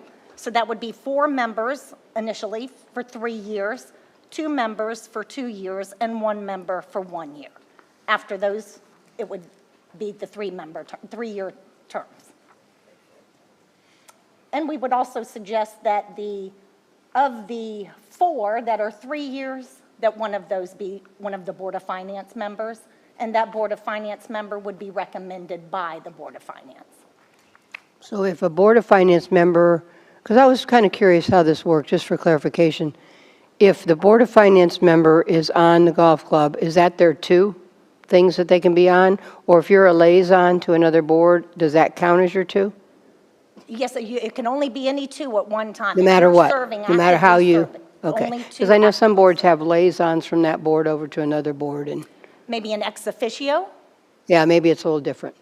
In this case, they'd be a full-on member, so that would be their second board, okay. Correct. Okay, got it. So, anything else you want to? Have to be residents, right? Correct. You probably said that, okay. Okay, I guess questions for staff. I think I did Commissioner Gauss, so I'll start with, okay, May I so, go ahead, sure. add? Thank you Absolutely. very much. So just to, in regards to the process, because I think we're going to get to that question. So the plan is that we would, one other thing too, is that this is actually, the staggered terms are modeled after the Veterans Advisory Committee. The resolution itself is modeled after the Marina Advisory Committee in terms of there are slip renters in the marina, and then there are business owners and so on and so forth. So, and the marina is also an enterprise fund, so I think that it was important that we modeled after the marina because the golf club is also an enterprise fund. So the other part that is, how is it that we pick the members of the committee? And I think that it's important in this case that the city commission be availed all of the applications. We will qualify them as residents of the city of Dunedin, and we actually use our GIS at this point to make sure that they are not an unincorporated, that they are within the city of Dunedin. We'll advertise as we normally do. I think we advertise in the Beacon, and we also advertise via our website for applications. And then the application period, we'll give them a specific deadline in which to submit the applications, qualify them, as I was saying, and then put all of those before the city commission. Okay. Sounds good. Okay, so we'll go to questions. I will start with Vice Mayor. This is questions. I should have said that to him. I because you think didn't follow. you should ask your colleague to the left. No, you're absolutely right. I made that emphasized comment to the wrong person, so Vice Mayor, go ahead. I'm a rule follower. Thank you, Mayor. So City Manager, thank you for that clarification, because I do think that modeling this after the Marine Advisory Committee is the right way to do this. With that said, I don't know that I have any additional questions, really probably more comments, so that's all I have. Okay, questions, Commissioner Sandberg? So resident, we're very clear, is it someone that resides in Dunedin or owns property in Dunedin? Someone that resides in Dunedin, So an apartment yes. tenant, okay. And will Will they have any input in, or contact with the bar, restaurant? So we would ask that the restaurateur be ex officio and attend the meetings. The staff liaison would be Blair Klein, and Tony Mulkey also would be an assist as far as the Golf Club Advisory Committee goes, but we would ask that they attend the meetings, yes. Yep. That's all I had, Mayor. Okay. Sure, go ahead. So I, just another point of clarification on that. Understand the resident criteria, but let's just say, for instance, and we have a lot of residents who own other properties in Dunedin, and if the resident lives in an unincorporated part of Dunedin and owns property that's incorporated, did we get resolution on that? We have. Actually, the resolution in that particular case, and you're talking about a member of the Marine Advisory Committee, we've discussed with them, that person's going to annex into the city of Dunedin. So they're Okay. living in unincorporated and they're going to annex. We had some discrepancy, obviously, between a member who was appointed who lived in unincorporated, and also some of the resolutions say property owner and some say resident. And for the boards and committees, we're going to clean that up. Subject to direction of the City Commission, I'm sure you'll have that discussion, but I think it's important that for the purposes of certainly this committee, that they are residents of the city of Dunedin. They live in the city of Dunedin. Okay, perfect, thank you. Great. Commissioner Gao, questions? Thank you, Mayor. Yeah, kind of a crazy question, but the membership, right, is 3 golf club members, 3 residents, and then 1 member of the Finance Committee. In looking at the membership terms, we don't actually acknowledge 3 non-golf club members or whatever. It just kind of defaults to that. And I'm wondering if that shouldn't just be added so it's clear that residents can look at this resolution and go 3, 3, and 1, but it only acknowledged 3 members of the golf club and 1 member of finance, and it's a 7-member board. But it doesn't say anything about the other 3 clearly, and I'm just wondering if that needs to be specified a little, cleaned up a little bit more. And if I am not a golf club member, is there some sort of cross-check in the process to make sure if I don't disclose to you that I'm a golf club member, that it's clear that I'm not? We in the clerk's office depend on the liaisons to help us in that instance. Blair might come in handy. Okay. Blair, you want to answer that? Yeah, absolutely. We have a list of all of our members, and we can cross-check. We have addresses, emails, phone numbers, so we can Fingerprints. cross-check with the city clerk. Yeah. Very good. That sounds like that's under control. All right, that's my only question. I was also just going to point out that in there, it specifically identifies, well, you're right, it doesn't say what the other 3 are. It does say that it's specifically limited to no more than 3 golf club members. Right, Okay. right, yeah, and it does acknowledge at the very beginning, it shall consist of 7 members, or 7 members who serve, okay, members for 3 years, but it doesn't say 3 Non-members. Non-members. non-members. Yep. It doesn't say We that. can do that. Well, it can't be no more than 3 Dunedin Golf Club members and no more than 3 non-members. Because then what about the finance board person? So that would be 4 non-members. Right, it would be 4 non-members. Right. One of Okay, I which just would be want- the yeah. finance, yeah. With one of Make those sure we got non-members that. being a member of the finance board. Right. Okay, any other questions? No, ma'am. Okay, I'm done. Commissioner DeGard, questions? Thank you, Mayor. I think we've got the who down. I'm going to focus more on the what. Blair, give me an idea what you expect the advisory committee to deal with in its first year. I think the advisory committee is a necessary function of the club going forward. I have a lot of visitors to my office. Some people may not want to visit in person. They may want to talk to the people they play golf with and get their ideas on things rather than coming directly to me. The people in the community could be business owners wondering how we can work closer together to drive more business to the city of Dunedin. I think they'll look at everything. The Board of Finance will certainly be looking at our financials, but we'll have a liaison on the committee also. The committee will be the eyes and the ears of, in addition to me and John Falcone, our golf pro, and any of our other employees. They'll be the eyes and the ears to drive the operation of the club, help drive the operation of the club forward. In its prior formation, when there was a board over there, they had a foundation. Do you see this advisory committee working inside that foundation structure at all? Well, they currently have the Dunedin Golf Club Foundation. They have activated that again. The foundation's doing some great work, but they are their own They have their own entity. board? Yeah. Yes, they have their own board. They have their own entity. So this would be in addition to the foundation. Okay. In the event that one of the non-members were to become a member, how does that affect our structure? There just isn't an opening. As long as there are 3 already club members, there's not an opening for them to So go if a in. non-member were to become a member, they would therefore not be on the board any the advisory board That is any correct. longer. Is that correct? That is correct. You'd be choosing that over the service. Okay. Thank you. That's all I have. Okay, but again, I guess I got this going on, I got you guys already, so, yeah. It's that kind of morning, just checking. Okay, my questions would be, I don't know if I have any, because we talked about the resident thing. So we would be appointing the members initially, Yes.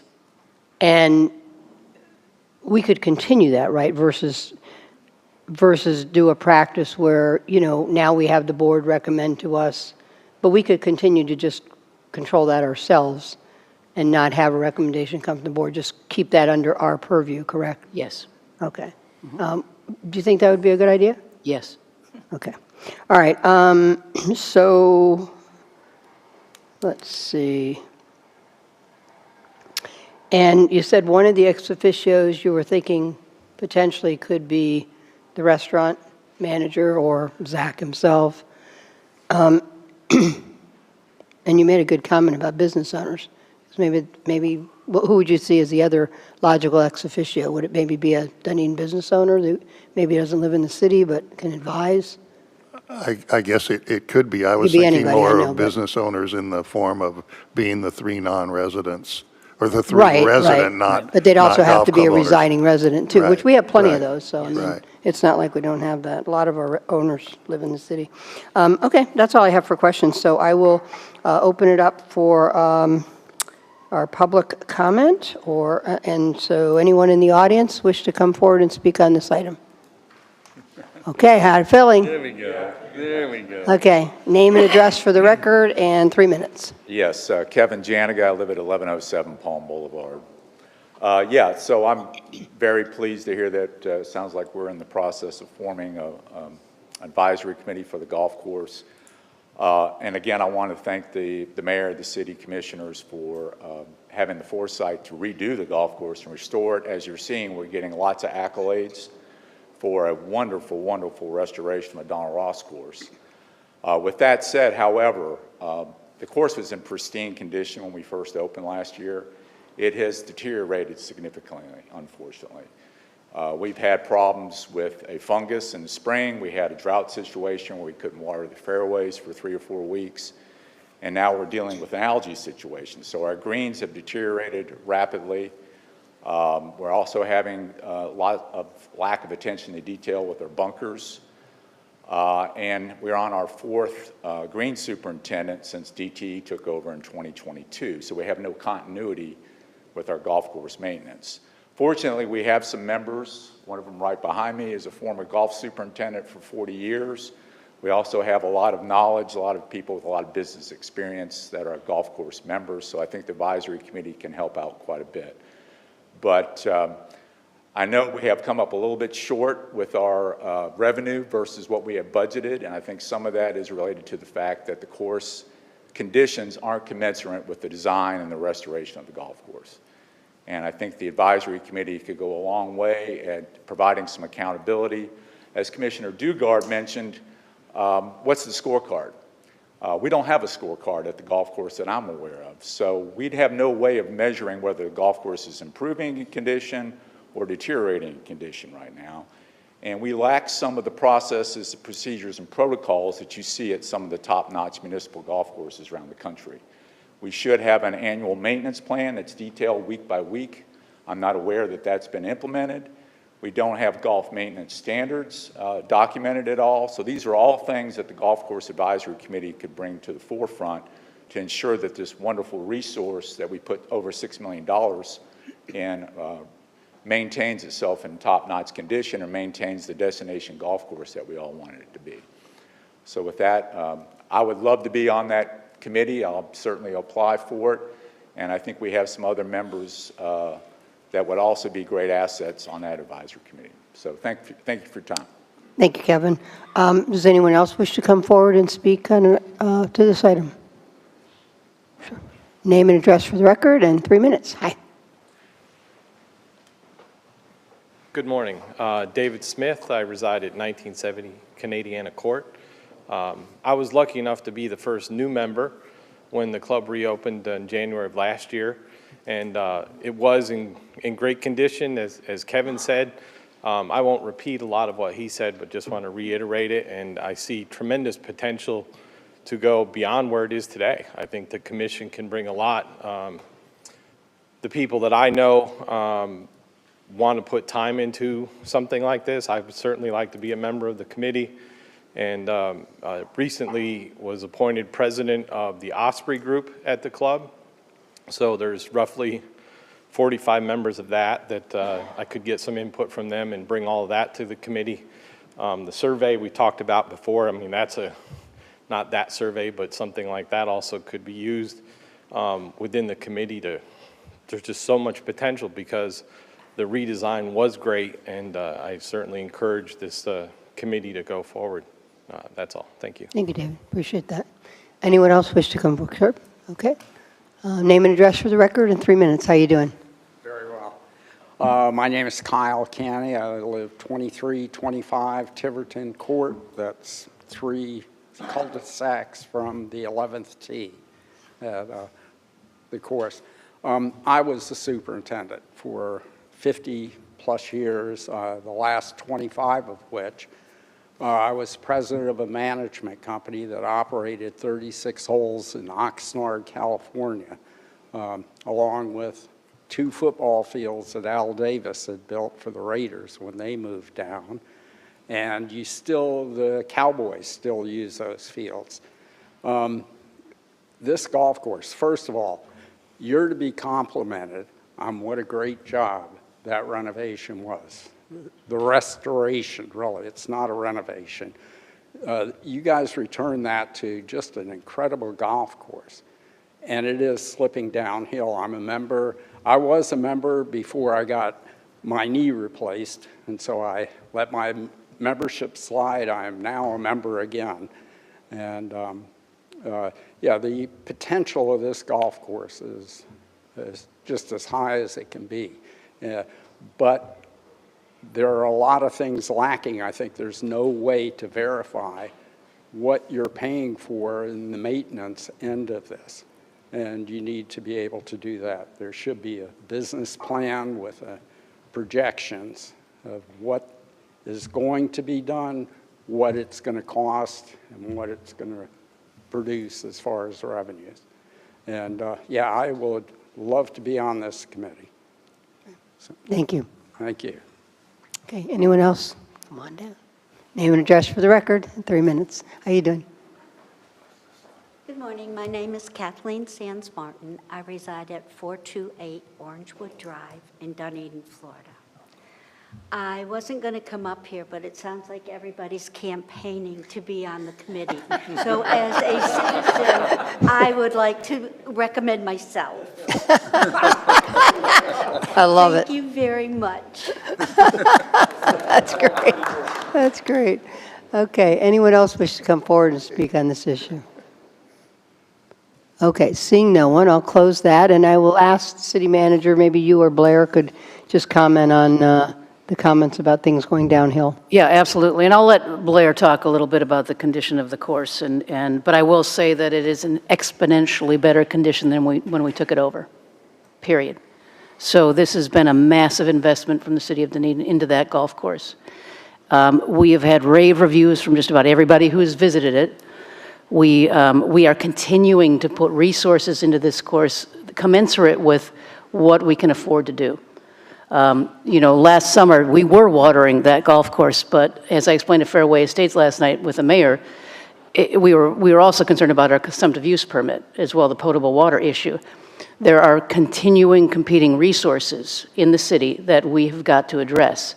The golf course is getting as much or more attention, I would say, than many of our other amenities.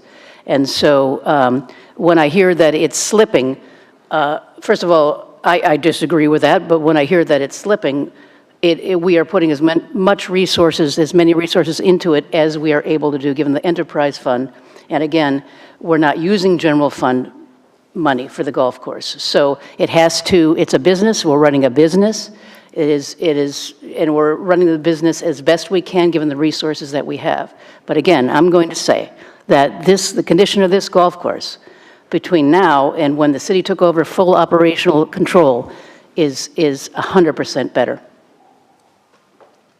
Blair, did you want to say anything? I thank you for that, city manager, but I think one thing to remember is when the course opened December 27th, 2024, that nobody had played the golf course. Yes, we'd had some hurricanes.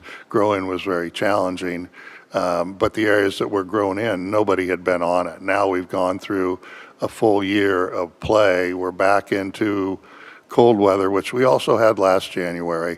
We're back into cold weather. We're in a slow to no growth period right now. The turf's getting thinner. It's not filling in as much as quickly as you would hope. That being said, it's making it through in good condition. Is it perfect? No, it's not perfect, but it is in good shape. We've had many golf course raiders out to the golf course because we're trying to establish where we rank, at least in Florida, if not the country. Overwhelmingly, their comments about the condition are, it's great, I wish I had this at our club. We just had the preeminent writer for Golf Week magazine about golf architecture, Jason Lusk, played Friday, and he put an article out. And I asked him, I said, after it was around, did you like it? He said, oh man, it's a great restoration. I said, what can we do better? And he said, I'm not going to tell you anything. He said the course is in fantastic shape. The greens complexes and the bunkers are absolutely awesome. They're authentic. They need to be just the way they are. And so we always ask the Raiders, what did they like the most? And what can we do better? Because you can always do better or try to do better. And we have not had any complaint from the Raiders about the conditions of the golf course. And sure, they see some spots on the greens and everything. They're not discounting those, but they're being realistic. And they're playing many, many golf courses throughout Florida at this time of year. And for a municipal facility doing the rounds we do, we are certainly much better shape than when we took it over.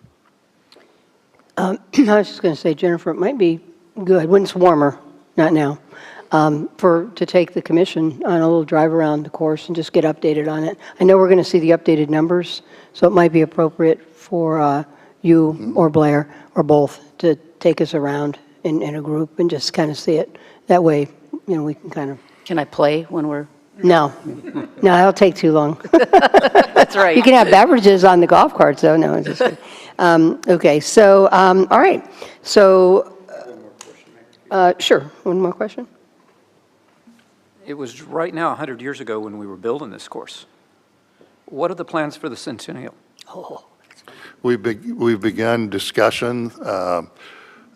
Tony and I talked, matter of fact, yesterday, probably for I think we were about 2 hours, and probably an hour and a half of it was that discussion of various ideas, what we can do that would be expensive, what we can do that wouldn't be expensive, how we can honor the 100 years of the club. So that is actively in process now. If I may. Tony's Hold on one second, Blair. So to that end, the centennial would be January 2027. January 1st, right? Right, January 1st, 2027. And so one of the things that I discussed with Tony yesterday, who discussed with Blair thereafter, is that this really needs to be not just a golf club effort. I mean, we need to bring to bear our special events folks and that type of a thing to make sure that we do a good job. And we'll certainly engage the foundation as well, see if they, what assistance they want to use, the advice of the Golf Club Advisory Committee as well to make it a special event. Moving forward, though, we have the Blue Jays' 50th season. We have the 30th anniversary of the Pinellas County Sheriff's Office contract. We have the bicentennial, the 250 years of the United States of America. And then we have the golf club. So we have a number of events moving forward that we're working on, all of them. 25th year of 9/11, too. 25th year of 9/11, right. Right, We need to so- talk to the fire department about that, right. Yeah. Yes. No, that's great. I will say I'm picturing for the city centennial, there was a big gala at the Fine Arts Center, and everybody was dressed in the, the clothes of the day. So I am certainly picturing a event at the club that with everybody with their, 19 whatever it was, or when was 27 gala or golf, I guess, costumes, whatever. So we'll see.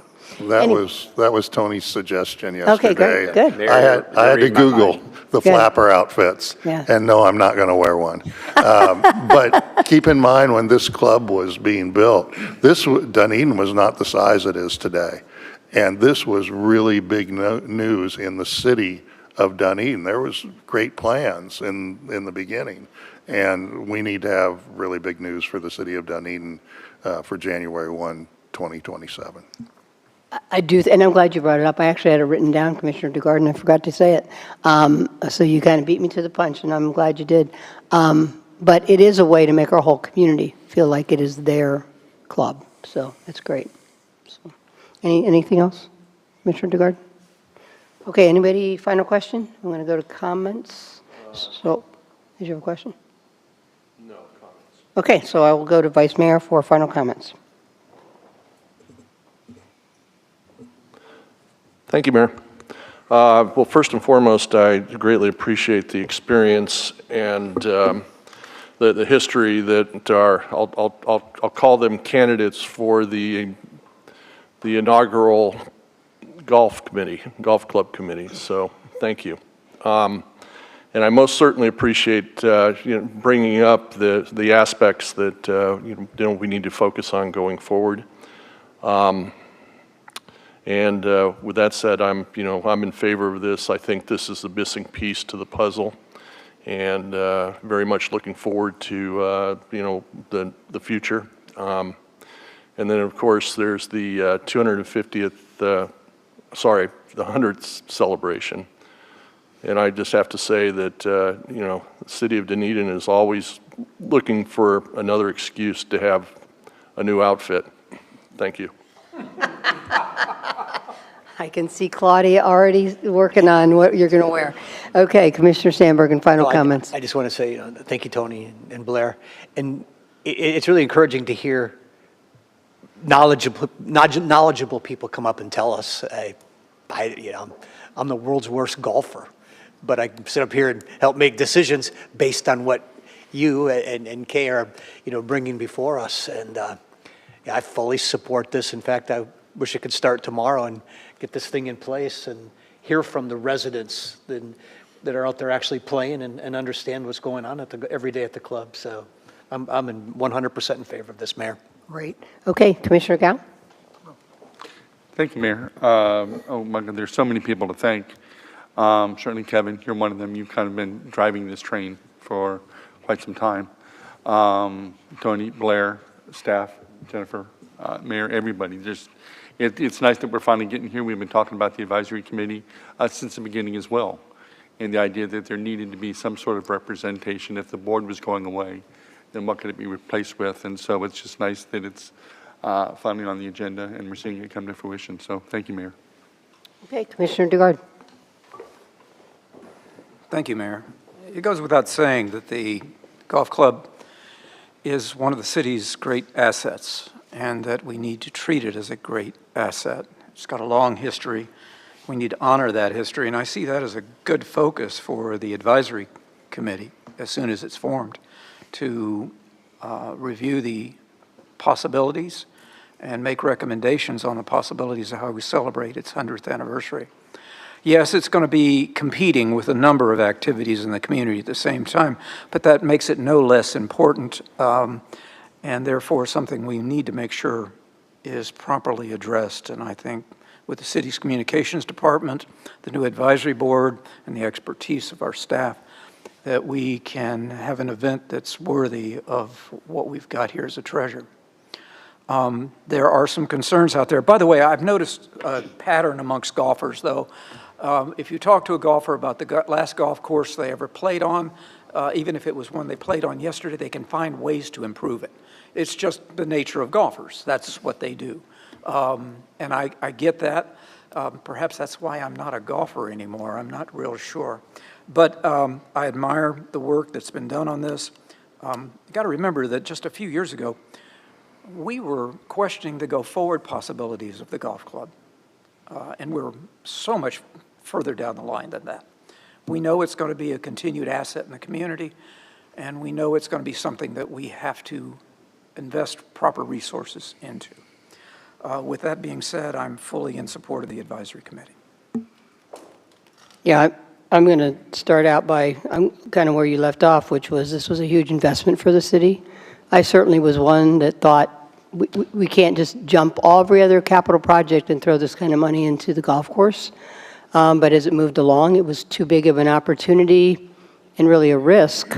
No other way to maintain that kind of land without helping it make money at the same time. But the venture, so proud of where it ended up. And Kevin, your vision, I think, pushed us along a little bit. But at the same time, as I think as the city manager said, it's got to work. It's got to be its own business, because it could be the giant sucking sound and for the rest of the community, and it can't be. It just can't be. It already jumped ahead of a lot of important things because it was important to do at that time, and it was important to our history. But again, we can't let it be the giant sucking sound to the budget. We can't. We don't have the ability. We don't have the money. We have too many other things that are important to other citizens. So it's a balance, and I get it. I mean, I love it to be the best always. You know, just put all the money we can. But that's not what we're doing here. And hopefully we can do enough and make enough that it will always stay in good condition. So obviously, you know, because it's foolish not to, on the other hand. So it's a tough balance. And Blair, you're the guy. You're sitting in the seat that's got to balance that, and city manager. But I'm fully supportive of it, fully supported the decision because it's such a part of our history, but it does have its place. And so we've got to work with it with our competing interests and money. I fully agree with this. I think obviously this is an important component, the advisory committee. I agree with how the makeup is done, that it's residents, how this has been set up. I would just add to, I mean, this can be, it doesn't have to be decided right away, but I would like this particular board to always come to us. We get all the applications for replacements because I think it's just too important to not let the whole commission decide who we want those representatives to be, at least for, you know, the initial stages here. And I know we'll do that originally, but I'd like any kind of replacement to come back to us. But I fully support this. I think it's well done. Michelle, I think you did a great job of laying it out. Appreciate that. And so I think we have our marching orders, right? Okay. The resolution, we'll assign a number to it, and it will return to you for approval. Awesome. And then at the time that we approve it, will then it be another meeting that we'll get all the applications, or how's that going to work? It's going to probably take us about a month to get all the applications together, sort through them, qualify them, and provide them to you. So potentially we'll approve this, and then later we'll actually pick the members. Right, yes. Okay, all right. Okay, all right, and thank you all. Thanks for coming up. Campaigning, if that's what it was. No, and your comments as well. Appreciate it. Okay, thank you. Okay, we are going to go to Boards and committee revisions. We have staff presentation by Michelle. And of course, this has been a while coming, and been a lot of work, and but also important because we have so many citizens involved in these committees. This is one of those things that has to be done well. So go ahead, Michelle. Absolutely, Mayor, thank you. And the goal here is that none of our current members are misplaced. So Great, thank you. And you're right, this has been years in the making. From what I understand, this started at the strategic planning session in March of 2022. We had a committee workshop in June of 2023. This was discussed briefly at a September 2024 work session, and then with final direction given at the February 14, 2025 strategic planning session.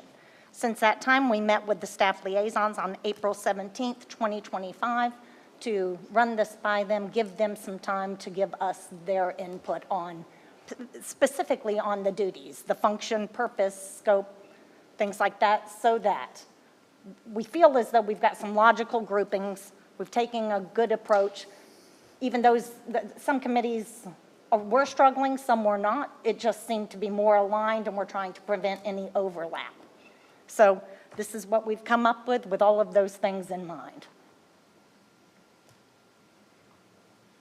And I have brought much of my, my desk to try to answer any questions, be prepared for any questions you may have. Okay, well, can you, I think, walk through the committees that are being merged, what's being merged, and how many members would be there, and how that would work? Sure. I think that would be helpful. Of course. So, If we were to have a social services or ADA advisory committee, that would be incorporating disability advisory committee and social services committee. so let me ask you, maybe we can do this. In the kind of the order that we have the resolutions, so where you have combined CEQS and SAC, maybe you can just walk through each of those one by one and say, we would be merging this and this, why that seemed like a good merge, and then how many members would kind of come together. Does that sound Got it. good? I'm going to Okay. do my best, Mayor. Okay, Okay, so first one, combining CEQS and SA, Stormwater Advisory and the Committee on Environmental Quality and Sustainability. There is some overlap there. Those two committees, they seem, I have to think that they're in favor of this. If the two of them, then this, again, is just becoming more aligned and preventing any overlap. They were not struggling with their quorum or anything like that. If they were to go today, these two would be 10, they currently combined would have,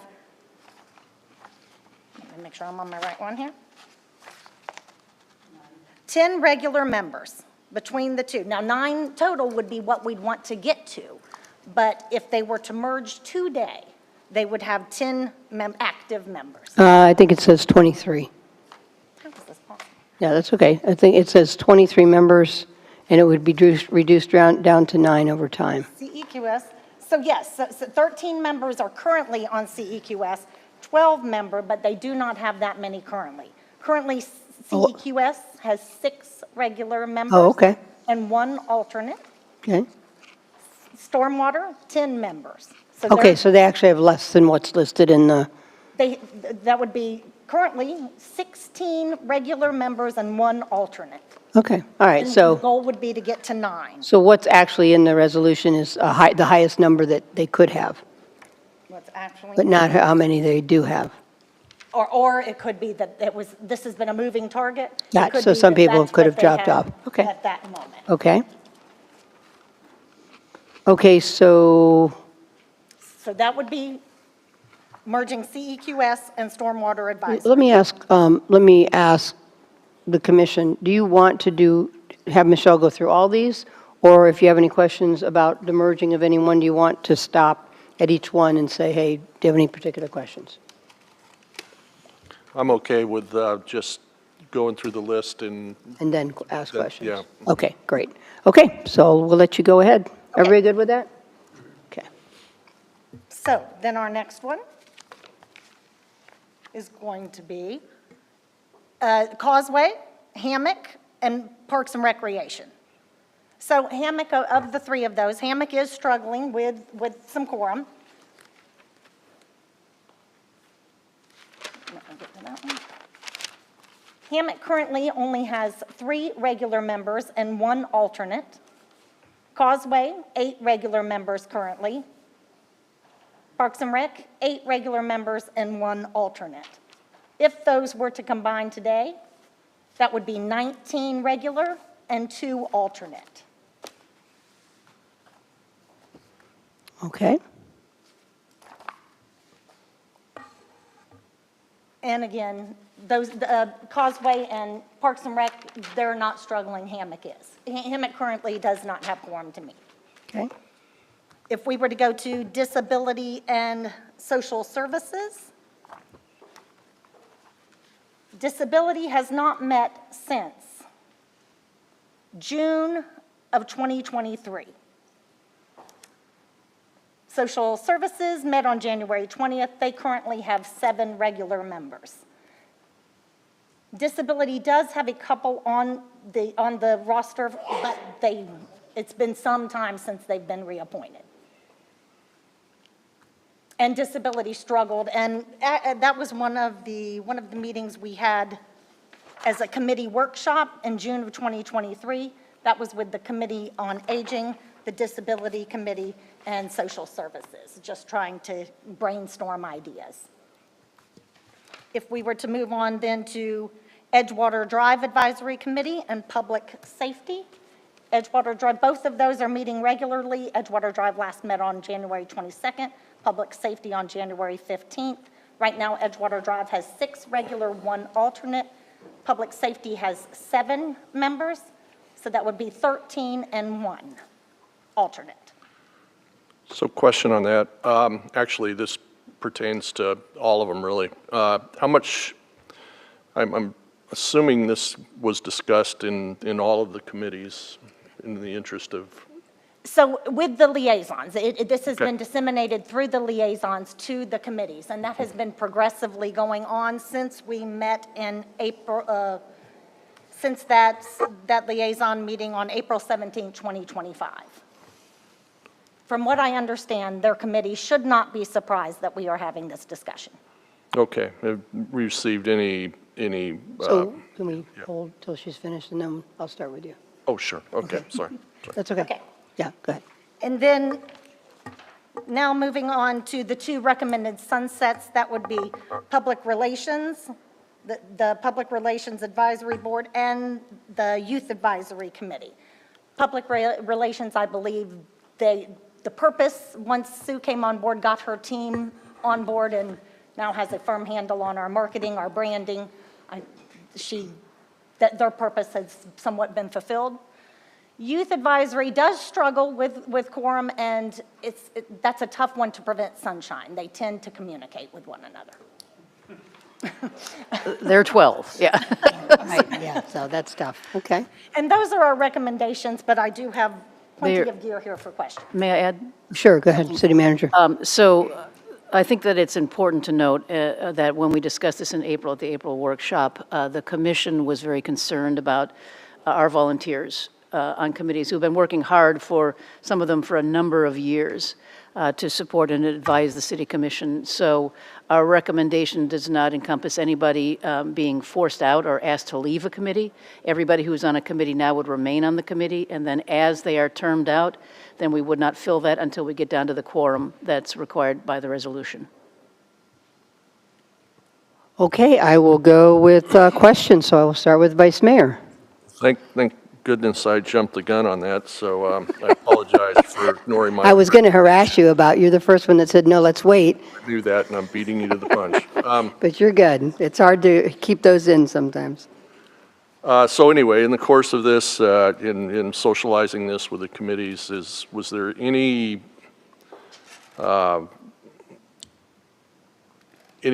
hesitation in terms of the direction that we're taking on this, or?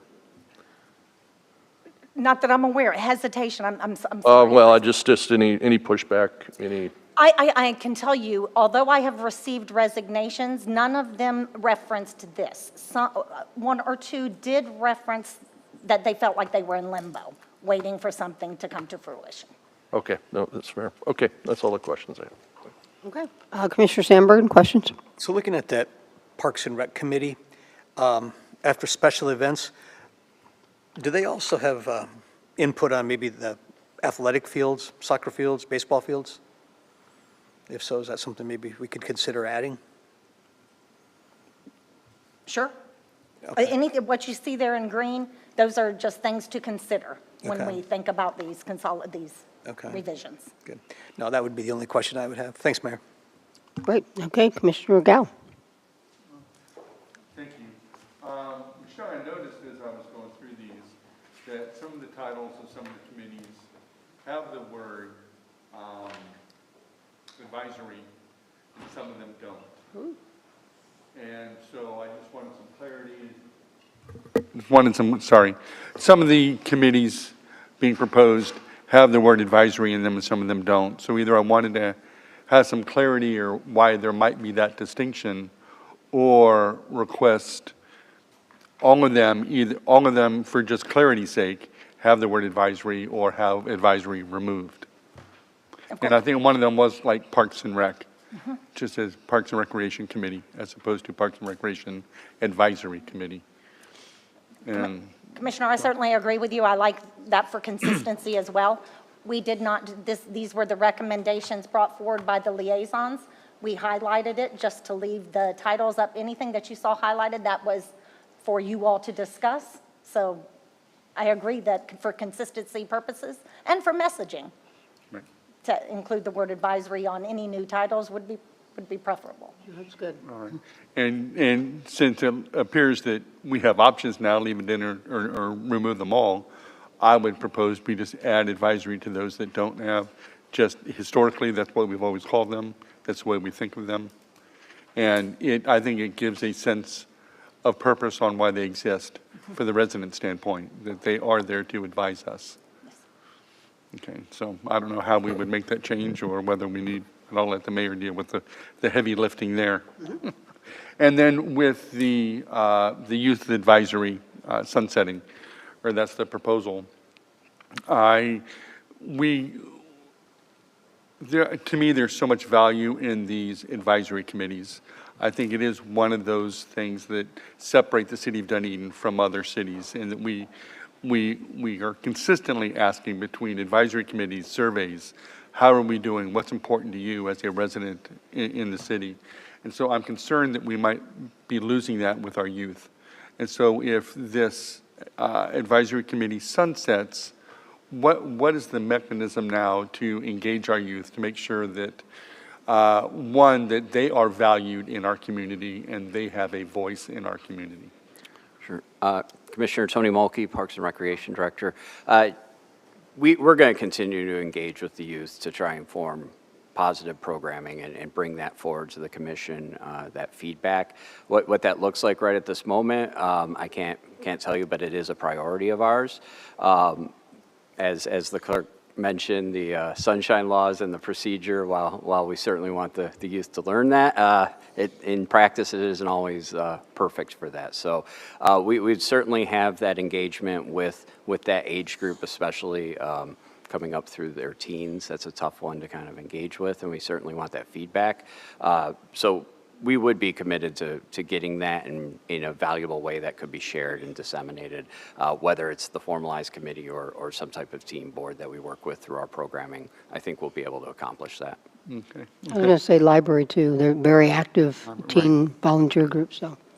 Thank you for that, Mayor. And yeah, and this might be a comment, but it's around Tony's response is that, and hopefully that any engagement that we have goes beyond pools and summer camps and libraries. I mean, it's really an opportunity, especially where we are today, to teach them about city government and what we do and how all the departments operate separately but also together, and why our community is the way it is. And so hopefully that would be part of that. So this is definitely a comment in reverse. So I think there's already a first grade class ready to come. Your neighbor might be talking to you about it from San Jose. Maybe. Yeah, so I'm just saying, I mean, I think those are better ways to spend their time because then the kids can really get more out of it versus worrying about sunshine law, but I think it's a good point. Yeah. Teaching about governments are so important. And other than that, I just have comments, so no more questions, Mayor. Thank you. Okay, questions, Commissioner DeGard? Thank you, Mayor. It does appear as though I'm the last with the questions and last with some of the comments, too. Just thought I'd mention that. First of all, great job. I'll go to you first on final comments. Yeah, thank you. I'm going to go ahead and blend like my colleagues. Couple of questions. We've now divided boards and committees. I'd like to understand that distinction and why we're calling some boards and some committees. I'm not sure I have an answer for that. I can help. Yes, please. Team approach. Yes, so actually, there are some boards that are required within our charter, actually, and the Board of Finance is one of them. Okay. And then the LPA is actually the Planning and Zoning Board of the city of Dunedin and is designated as such. So in regards to all land development actions. So those that are boards are designated as boards either by the charter or by the city commission. And then the advisory committees are established by resolution. Good answer, good answer. And just for nomenclature reasons, I look at that first list, the 7 boards, and we don't use consistently the word board. There's an agency, an authority, and a trust inside there, just so that we make that distinction if we're talking, to our pedant selves. So we have that, and we understand our committees. What is do we have a general responsibility description for all of our committees, or each committee has its own? Each committee has its own. Okay, very good. And this means if this is passed, we move from, good gosh, 24 committees and boards down to 20. So we're basically net 4 down. Is that a correct statement? Yes, sir. Okay. Just wanted to be sure I understood what we're doing. I concur with my colleague, Commissioner Gao, on engagement of youth. I think we need to be intentional about that, and I wouldn't mind seeing that ensconced in some of our advisory committee descriptions of responsibility. With that being said, I will save the rest of my time for comments. Thank you, Mayor. Thank you. So just clarification, so I'm looking and I'm thinking 1, 2, 3, 4. I think we're down 7, aren't we? Because if we merge environmental quality and stormwater, that's 1. Parks and Rec with Causeway and Hammock, that's 3. Disability and social services, that will get rid of 1. Public safety, Edgewater goes into 1, so that's 5. And then Sunset 2, so that's down 7. Created 1. Yeah. Right. Golf course. Well, that's true. Back up 1, there we Trying to go. do the math. Yep, okay, so, okay, just so you know, either way, I think it's a streamlining issue. I just want to drill down a little bit because it's almost, there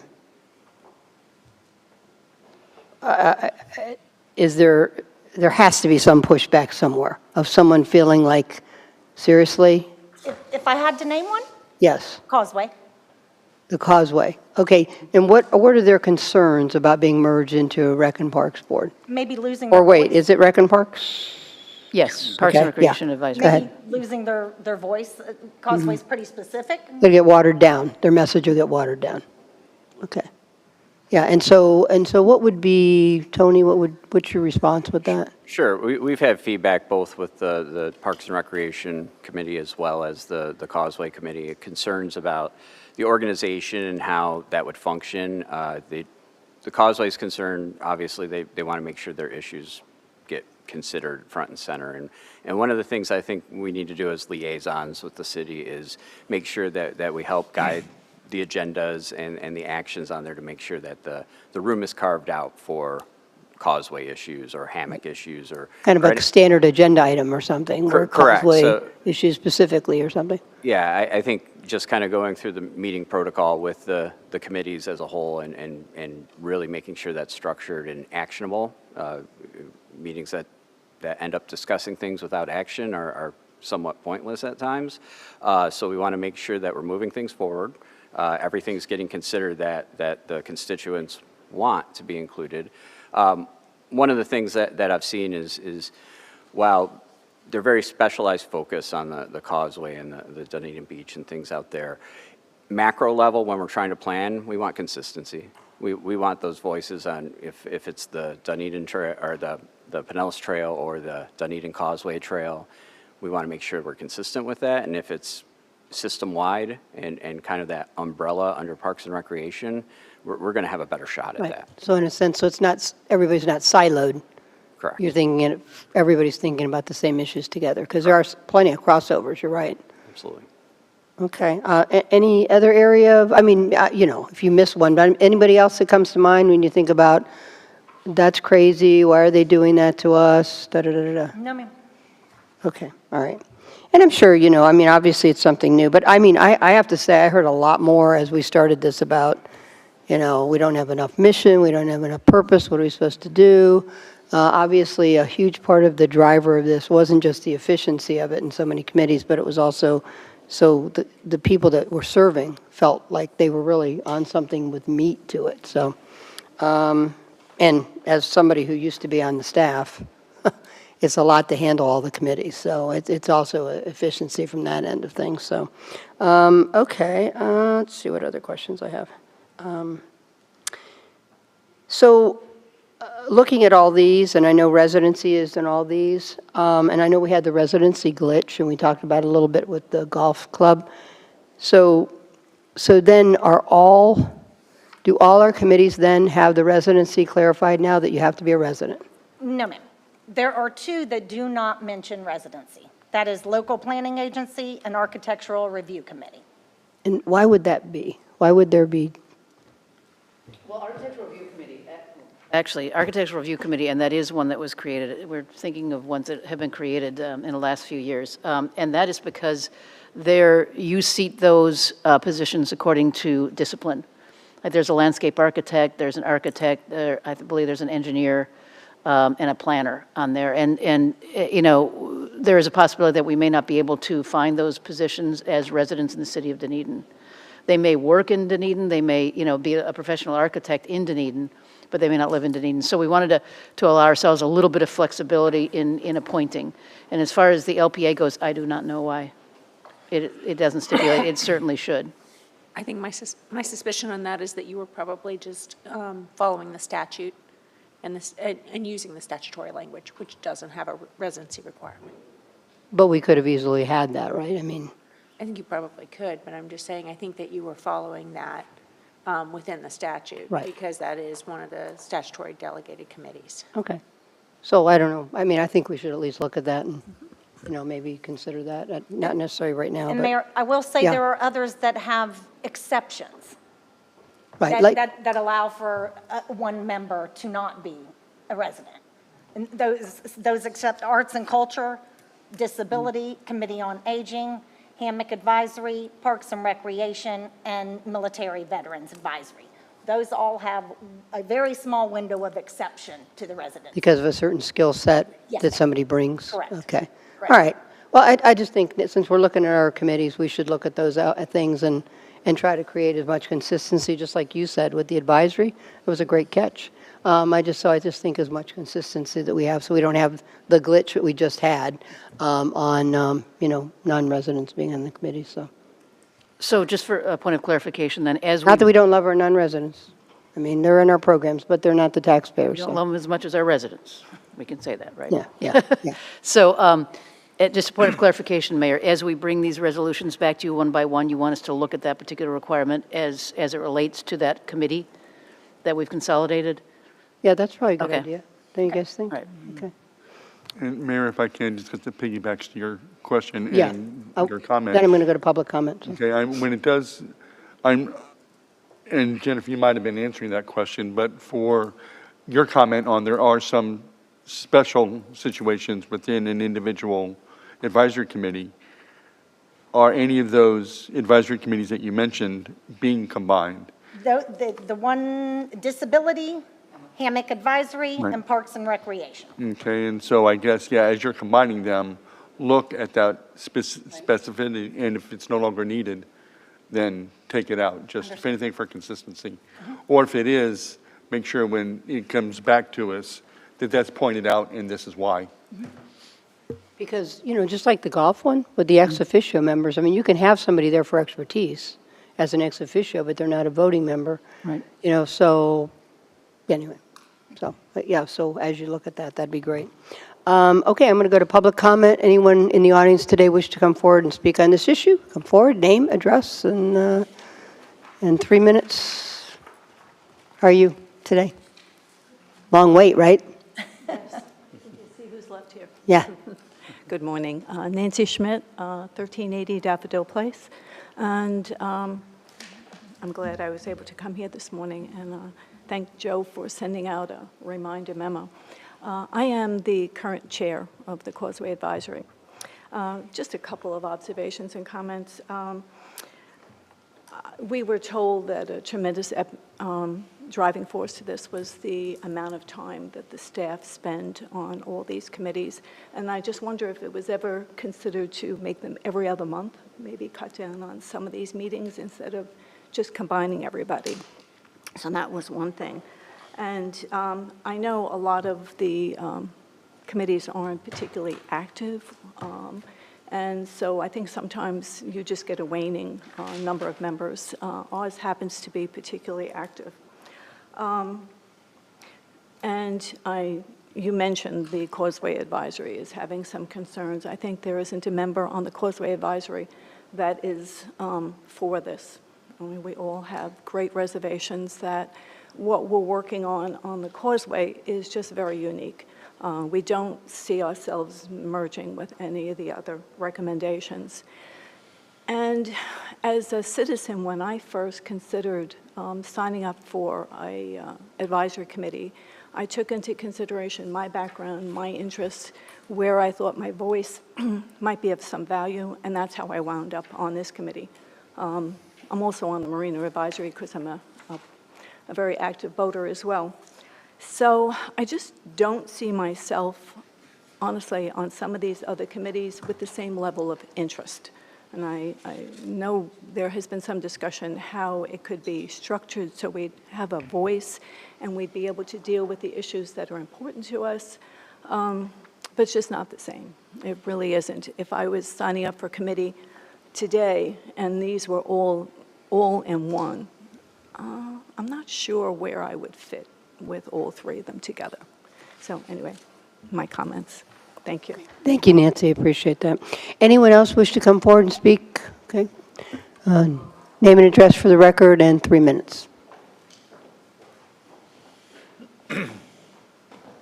Ron Matuska, 1108 Haley Lane. I also am a member of the Causeway Committee. And just a procedural question for those committees that are combining, that are going to start with more than their allocated members, what constitutes a quorum for those? Is it the number of the committee or the number who are actually serving at the time? You can go ahead and, yeah, go ahead. Sure. Nancy. It would be a moving target based on the number of members at that time. So the quorum is the moving target, so half plus one. One more than half. Thank Yes, you. sir. Thank you. Okay, anyone else come forward? Kathleen, name and address for the record and 3 minutes. My name is Kathleen Sands Martin. I reside at 428 Orangewood Drive, Dunedin, Florida. I am the current secretary of the Causeway Committee. And I have to reinforce everything Nancy said. The individuals on that committee are there because of their vested interest in the Causeway. What I know, we've sent the city manager and the commission a letter regarding motorized watercraft. That is a huge issue on the Causeway. We have really divulged into resolving that. And if you pull us away and put us with Parks and Recs and the Hammock Committee, you're going to lose that passion. And like Nancy said, yes, it does take time away from a city employee to come and sit there, but we are a committee who meets for 1 hour. We're not talking a 2-hour meeting or an hour-and-a-half meeting. If we go 5 or 10 minutes over, that's about as far as it goes. And if we could go every other month, or give us a chance to stay by ourselves, I don't think anybody on this committee would regret that decision. Thank you. Thank you, Kathleen. Anyone else in the audience? Okay, come forward. Name and address for the record and 3 minutes. How are you doing? Hi, Jason Williams, 1986 Braymore. I think as you guys know who I am, I'm a big advocate for youth in the area. So I have the same concerns as some other people. I've been, as you guys know, I'm on one of the boards, but I also go to a lot of the other boards' meetings, and time is of the essence in a lot of them. And when you combine all these boards together and you throw 23 people into one Parks and Rec board, time's going to run out pretty quick. You're going to have 23 voices there talking all at once and all about the different issues, and you're never going to get anything done. I'm sure that will come to pass. You guys have planned that out pretty well. At that point, though, that being said, youth does not have a strong voice in these on these boards. There's not like the golf club's now getting its own committee, Marina gets its own committee. We don't really have a board or a committee that has something that a permanent voice for the baseball, the Little League guys, or the soccer club that I advocate for. So if we could have a permanent seat at the table on the Parks and Rec committee, or at least a seat, maybe an ex officio. Ex officio, So that we could have somebody there who's actually relaying information on a daily basis, and you guys would see and hear the information that's required for the decisions that are being made. I think that would go over well. Thank you, Jason. Thank you. Okay. Mayor, if I can speak to that. Sure. The current Parks and Recreation Advisory Committee allows for 1 member to be a youth member. Okay. That's a youth, that's a single, that's a child. Come forward to the mic, Jason. Right, I'm talking about somebody from the actual soccer club or from the Little League on the boards from those clubs, or from pickleball or wherever. Somebody who goes to these actual events, and the youth can be, served as somebody who knows that information can be on there. Understood. Okay, thank you, Jason. Anyone else in the audience wish to speak on the issue? Only one shot at it, Kathleen, sorry. Yeah, sorry. Okay, we're going to close public input. City Manager, any comments about some of those concerns? I think as far as the coastal and causeway and coastal, the CC committee, anyway, but I don't, really, whatever the commission wants to do with that, staff is fine with, but I don't think that the voice would be lost. I think that the committees, when they meet, there will be a special line item for that subject, whether it's motorized watercraft on the causeway or whatever it is. And I think actually it would benefit from additional input, not just those people who are on that committee or live in that area, but those that live in the broader part of the city who also have a say in what happens and who use the causeway and so on and so forth. So I think it's just kind of the same thing as, I hate to bring it up, but term limits. A lot of people are very concerned, but let's let this run its course. And if in the case of the Parks and Rec Advisory Committee, if in a year we revisit this, which we might actually want to do, find out how everything's going, then we could talk about bifurcating again. But I think that we need to give it a shot. The meeting is an hour. It can go a little bit longer if you're combining all these together, because you would probably need to go hour and a half. So I don't think that they're mutually exclusive, that you must be your own standalone committee in order to be heard. I think that it's important to note moving forward that like I said, the minutes of the meeting are always afforded to the City Commission and the City Manager's office for you to read. The voice will always be heard. But that said, whatever the commission feels that you would like to do is this is a discussion for consensus direction. Well, I wonder, Tony, have you met with the different boards, the two, like Rec and Parks, Hammock, and the Causeway Group? I've met with Causeway and Parks and Rec on this. And so have you already talked about how, you could accommodate for that to make sure that they're not lost, or? It's been a topic of discussion, but concern, I think, as it moves forward, that's how it would need to evolve once you get everybody in the room to figure that out. But it's been a topic of discussion for months. And it's one of those things that we're at a point without action on this. We're kind of stagnant because of numbers and things like that. We haven't appointed new members for quite a while. Okay. And I think Commissioner Gard had a question. This is a hybrid question/comment. Tony, your staffing the committees you're facing in a given period, for instance, each month, how many of these committees are you or a member of your staff attending? Per month, there's at least one per week, and typically multiple. Yeah, there's as looking through the list of the 24 or 25 committees that are kind of standing, there's quite a commitment on it.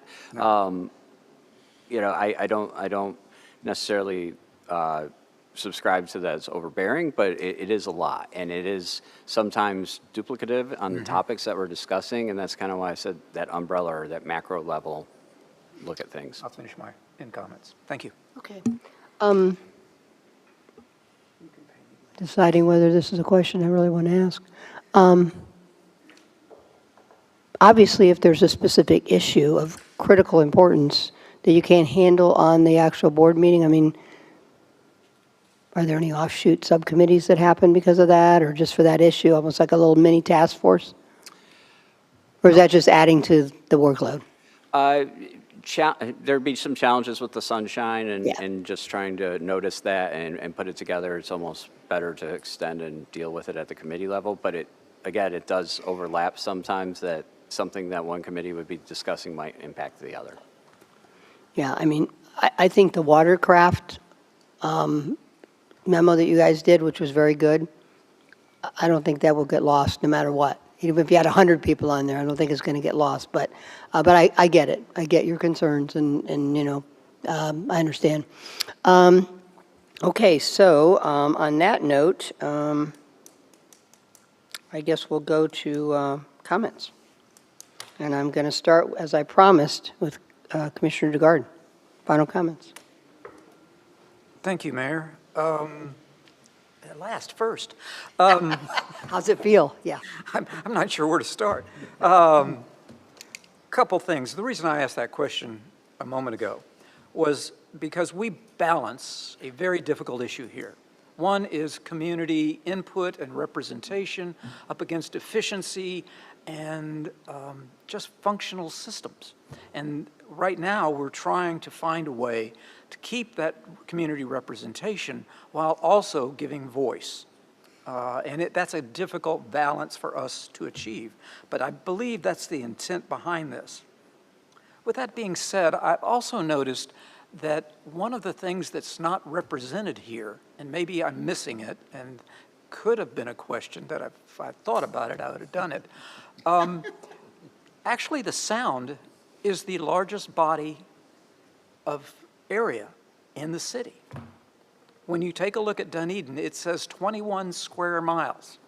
The sound is the largest portion of that because the city is only 9. So we don't have a sound committee. And yet I think we probably need one. So I'm going to put that on the table in my comments as something I'd like to look at. Now, I understand we have a marina and we've had a causeway. So I don't know how we manage the sound. And because it's so large and such an asset, I'd like to get some answers on that. I'm generally in agreement with what we're seeing here. This will be a little like the Wright brothers. The first time you fly, it's going to go 120 feet, and then we get better and better and better. So I think that's what we've got here, and I'm looking forward to the evolution of how this moves forward. Thank you, Mayor. Okay, Commissioner Gao. Thank you, Mayor. I like what my colleague said regarding the sound. And it gets important, but where does the sound fall? Does it sound with the Coastal Advisory Committee? Does it fall with CEQ and environmental? And the farther we go, everything could fall under CEQ, right? There's such an environmental impact with everything that we do. But we have been talking about this for a very long time. And there's always been the struggle of staff time and involvement versus the necessity and need of hearing from our residents on what concerns them. And trying to balance that has always been, that's why it's taken so long to get to us, why we've been talking about it since April of 2025, if not before then. It's taken this long to get here because of the what do we do with it, how do we do with it, things of that nature, wanting everybody to be included. So I certainly understand the struggle. I wonder for those that are being combined, because these are agendas that the intent is to be created by the committees that are there and what's on the next agenda. And so for the purpose of like the Causeway Committee, can we ask that for any committees being integrated, can we actually have an acknowledgement on the agenda of each one of those, almost treating them as a subcommittee, although they are not having separate meetings, just to acknowledge that each of those former committees, there's something there. So it doesn't get lost, that all of a sudden the concerns of the Coastal Committee don't get lost in Hammock or Parks and Rec stuff, that there'll always be a placeholder for those types of discussions, I think might help with that. Also, and Jason, I might talk with you afterwards, but I'm interested, have there been any youth committees at the soccer club to talk about the things at the soccer club? Tony, does Dunedin Little League have any sort of youth advisory committee in and of itself, so they get feedback from the youth and possibly parents, but the youth, and how do they visualize the Little League? I am concerned about losing the voice of our youth and how we can do to encourage that in some way, shape, or form. I know that sunshine is an incredibly big deal at the youth level because they don't get it, they don't understand it, and pretty soon they're talking among themselves. I've been out of touch with the city of Largo, but from my understanding, the city of Largo does a good job, or they had, with their youth, even to the point of taking a group to Tallahassee, right, from a civic point of view. And so they've really done some really good things there. How it works, how it functions, is it still functioning that way? I don't know, but that's food for thought. And so that's, as long as we do this, so it adds to the efficiency, but the residents aren't losing their voice, which really is one of those things that makes Dunedin unique, is we are consistently and continually reaching out to our residents and asking for their input. As long as we're achieving those goals, then I am trying to respect staff time, and I understand, especially Parks and Rec, because you have one liaison that almost spends their entire time dealing with advisory committees. And so I certainly do appreciate that, unless you've split that up, and I'm not sure who the liaisons are anymore, but I assume they're 1 to 2. But anyway, that's all that I have. So. Thank you. Vice Mayor, final comments. Thank you, Mayor. So first of all, this has been a project for quite a long period of time, and I will say that this iteration has certainly improved over the others, and specifically the iteration that we saw during last year's budget and strategic planning. Because I think for the most part the alignments look acceptable. There were some really good points made up by Nancy, Ronnie, and Kay with regards to the process and how we merge those agendas.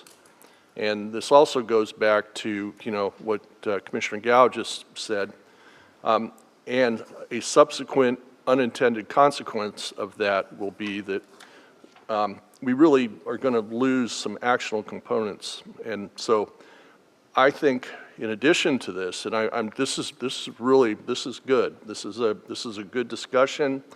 This is a good recommendation that we have before us.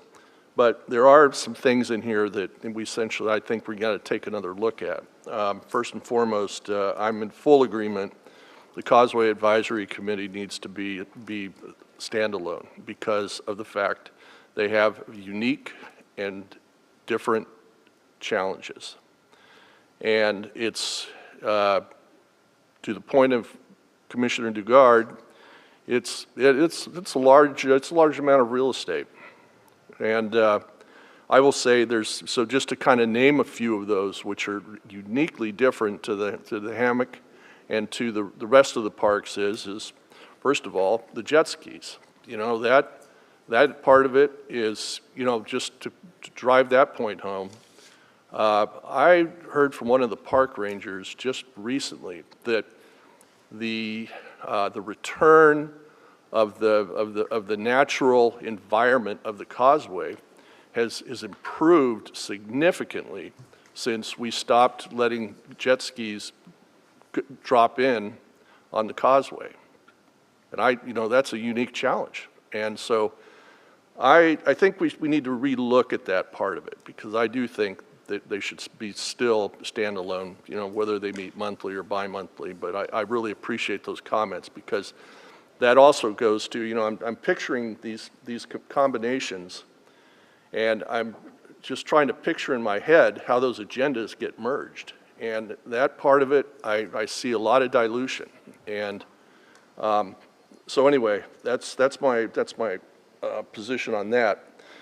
I also want to just make a quick mention about the Edgewater Advisory Committee and the Public Safety Committee. Public Safety Committee is, in my opinion, and having attended the meetings, has been focused on public safety.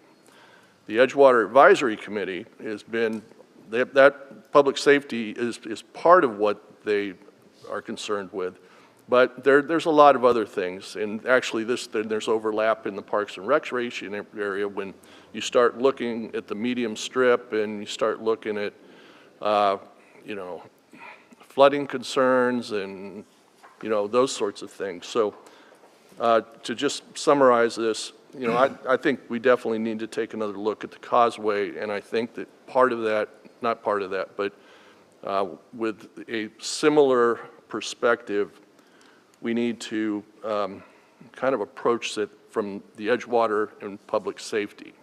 Now, what I don't want to do is create or cause this to come to a full halt, because we definitely need to do this.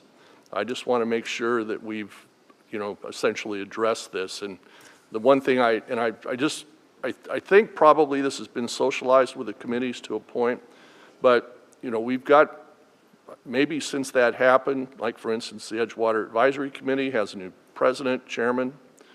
You know, I want to make sure that we're being smart about this. So those are my comments. Commissioner Sandberg? It's very interesting what Commissioner or Vice Mayor Walker just said. You know, that Dunedin Causeway, really, you know, I'm not sure much construction has even started. You know, we're going on a year and a half.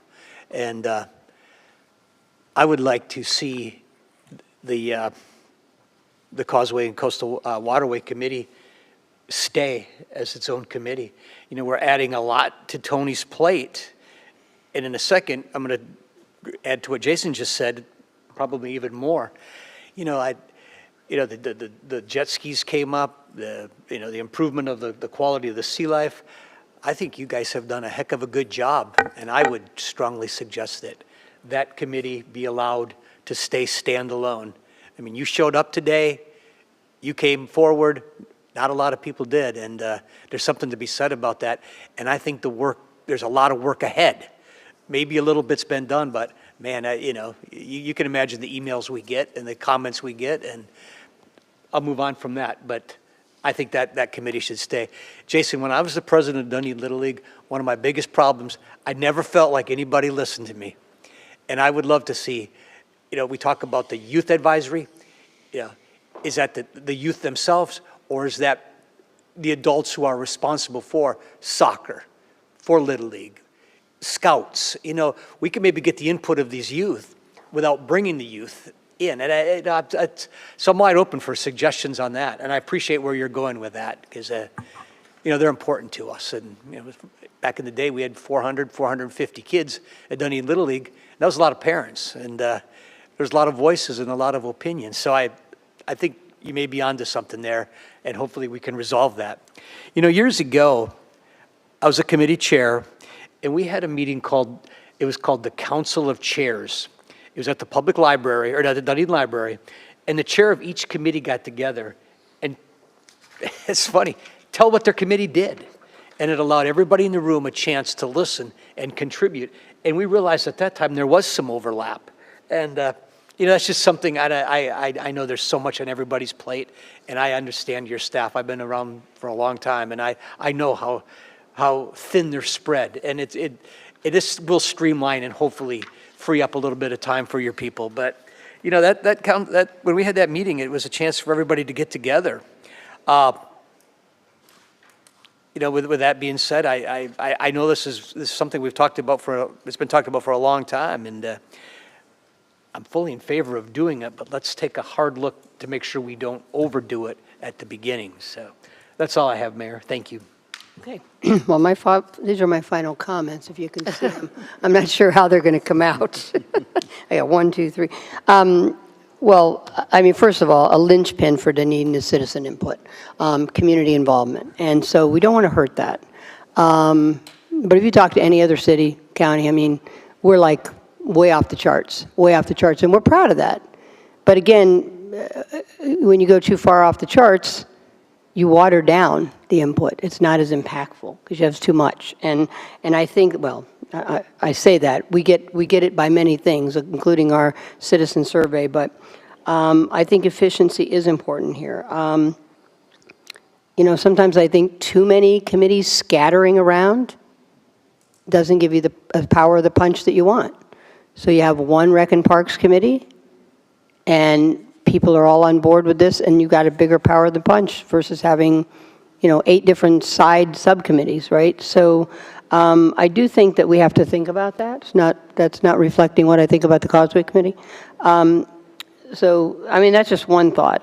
Sometimes you water things down by having too much versus one overarching, big picture, not having conflicting opinions in 2 different things because you're not looking at it jointly, if that makes sense. The whole point with this was just that. Respecting and embracing our continued importance of community input, creating more efficiencies. Again, I'll say it as somebody who's been on both sides of this. As a staff person, there's just nothing worse than a committee that doesn't know what they want to do, that they don't have enough purpose. It's just, you're trying to figure it out while you're doing your regular job, while you're trying to help them figure it out. And again, it's just not necessarily the most efficient thing to do. Everybody's frustrated. And I got a lot of that from people. What are we supposed to do? Clearly, you guys don't have that issue. So, your comment on the sound, like I could argue that's very much environmental quality.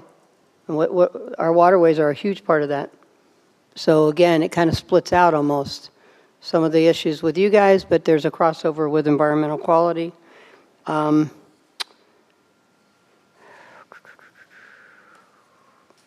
Definitely, if we move forward with any of these mergers, to me, the verbiage needs to be in the new resolution. Like I'm looking at the Rec and Parks one, and maybe, is it there? Is the actual Causeway wording of their purpose within the new Rec and Parks resolution? Because I didn't actually see it. I think definitely you'll definitely lose it if it's not there. Is it there? Yes, ma'am. Okay, so it's driven into the ordinance. Number 2 of committee duties states, study all issues of public safety, concessionaire activity, commercial uses of the causeway, its adjacent waters, public enjoyment of the causeway, beach maintenance, policy regarding environmental concerns of the causeway, its adjacent waters, and the ultimate effect on St. Joseph Sound. And that's pretty much verbiage out of Causeway resolution now? Is that what that is? I would have to go and check. No, that's okay, but the intent was to bring all that kind of wording into the new resolutions. Okay. So Yeah, I mean, I'm definitely in favor of this. I mean, there are pieces that maybe we can take a second look at. I'm definitely think environmental quality, stormwater, makes sense. Parks and Rec, merge it with Hammock. Causeway, you know, maybe we just need to look closer at that one to see if there's enough differentiation. If you don't merge them, then I would make, you know, back-to-back meetings so that one staff person comes, you're in the same place, you know, you do back-to-back meetings, so there's not you save that efficiencies. Disability and social services, I'm in favor of merging those. And public safety and Edgewater Drive, I'm in favor of merging those. And again, I think you can do the same thing on the agenda with Edgewater Drive issues, you can call it out. But then again, I think that you get into, well, what about, I know, you know, I'm on Michigan, why can't we have a Michigan? You know, why can't we have a Braemore? Why can't we have the roadways on Santa Barbara Drive? Can we have a Santa Barbara Drive because we're across from the water? I just think that makes sense to merge that. And I think there was a purpose for setting that aside at one time, and I think it can easily be achieved within that one multimodal. So those are my views. I don't know, you guys threw me for a loop because you're all here and you're speaking, you know, soundly for wanting to keep it that way. And so maybe, you know, maybe that's just kind of the exception of what you've recommended, and we just give that a chance to fill its way out with the mission of at one point joining. And so we do some efficiencies of, you know, back-to-back meetings and things like that, and we just kind of let that evolve a little longer before we actually, boom, you know, force you all out when you really don't want to be out, and you have a passion for that. And maybe that cures some of Commissioner DeGarde's comment, too, that somebody's looking at the waterways. But I'm just the mayor, so let's see where we're at. I think we have to give some direction to staff, so I'm going to go one by one. Are we good with environmental quality and stormwater being merged? Yes. Yes. Yes, okay. Are we good with recreation parks, causeway, and hammock being merged? Yes. Say that again. Say that. Say that again. Parks and recreation and causeway and hammock being merged into parks and recreation? No. No. So you would like causeway pulled out for now? Yes. Anyone else want causeway pulled out for now? I can do that, yes. I'm good with that. We can slow that train. We can slow that train. Doesn't mean we're not headed there, okay? So I just think, clearly when you have that kind of passion, I'm not going to sit up here and say no. At least I'm not, and that sounds like the most of us are. It probably is the efficient thing to do, and I bet you'd be surprised that it could really work. But let's just go it a little slower, maybe. Is that okay?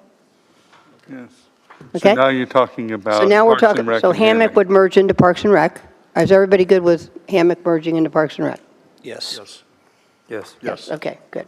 So causeway, for now, would stay standalone with the goal of merging in the future, but in pulling some efficiencies. Is everybody good with that? Mayor, Yes. for the record, I think Nancy's suggestion to meet every other month is a good one as well on that. Okay, they're committee. good Yeah. catch. Yeah. Yeah, okay, that would help too. Well, then we can always leave those up to those committees, right? Because I know stormwater met quarterly, Yes. so. Well, even quarterly, but I think she's saying at most. That Right. way it reduces, so that's good. And I would still say maybe one of the meetings should be a combined meeting, kind of get used to that feel, so. Okay, disability and social service, everybody okay with merging those? Yes. Yes. Yes, okay. Public safety and Edgewater Drive, everybody okay with merging those? No. Yes. Yes. Yes, how about Commissioner DeGarde? Yes. Okay, so 4-1, we'll move forward with that. And then sunsetting Public Relations Advisory Committee and Youth Advisory with obviously the goal of making sure we focus on youth in a different way. Everybody good with that? Yes. Yes. Yes. Okay, I think you have your direction. And great job, this is tough. I mean, you know, when it started out, as a matter of fact, I was still running for mayor. I said, we are not doing this. Well, I'm running for mayor. As I am not ticking off a bunch of people. But I think that the way that we did it over time, is good. It's hard to pull back, but I think we've done some efficiency changes here. And we appreciate you guys as being willing to kind of think along this route with us too, and we certainly appreciate your passion, so. Can I just make a point? Yes. Okay, so let me just, because in terms of, and again, Edgewater and public safety, theoretically, I'm not opposed to merging them, but the way that this definition is written needs to be broadened, okay? Multimodal, that's just one aspect. And so, just by, making sure full transparency, because of the fact I live a block away from them, I've been invited to the meetings on a regular basis. And all I want to do is make sure that everything that the Edgewater Advisory Committee is focused on somehow gets incorporated into this, because it's more than multimodal. And that part, and again, this kind of goes back to what I said in the comments, because and again, I'm very much in favor of this. However, the next step is building a process by which we merge these committees, because what we don't want to do is lose the challenges and the issues that each of the individual committees have, if that makes sense. It makes a lot of sense, and I'm glad you said it, because I did worry a little bit about public safety and Edgewater going into just multimodal, that maybe is it not broad enough? And I get where you're trying to go, so I wasn't going to bring it up, but now that you brought it up, I mean, it was definitely something I thought about, so maybe it's something you guys can think about. Is that tagged correctly? Is it inclusive enough? And We will so do that. It's a really great point. Yeah, I mean, so you go forward with the recommendation to merge them, but let's take another look at how that resolution is written. Okay, very good. That's a great suggestion. Thank you. So Thank you for just to explaining. clarify, we're going to move forward with those resolutions by consensus direction. You're supporting the consolidation of, we're going to hold back on Edgewater Drive Advisory Committee and come back with a resolution that's a little bit broader and encompasses the mission of the Edgewater Drive Advisory. I mean, you're going to come back with that, but you're just going to make sure it's inclusive enough. Right. You're going to hold back on the Causeway Committee. Yes, and the Causeway Committee will be separated, it will not be consolidated. Right, with the intent of some Eventually. additional changes to, make you guys think a little bit better. Yeah, what else do? And I think we all agreed advisory should be in the title, that we're all in agreement that that is a good, Yes. because we do know there are one or two committees that think they're the last stop. So it's good to have advisory in there.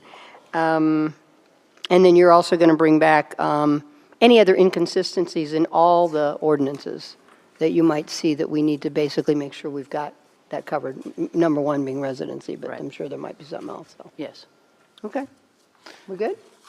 So one more thing that if I could Sure. add, just thank you for the direction. And Michelle has been working on this since she started here in the city of Dunedin. So Yeah, she's over it now.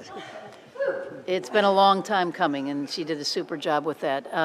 But one thing to Commissioner Sandbergen's comment about the chairs of the committees getting together once a year to kind of share, what they accomplished throughout the year.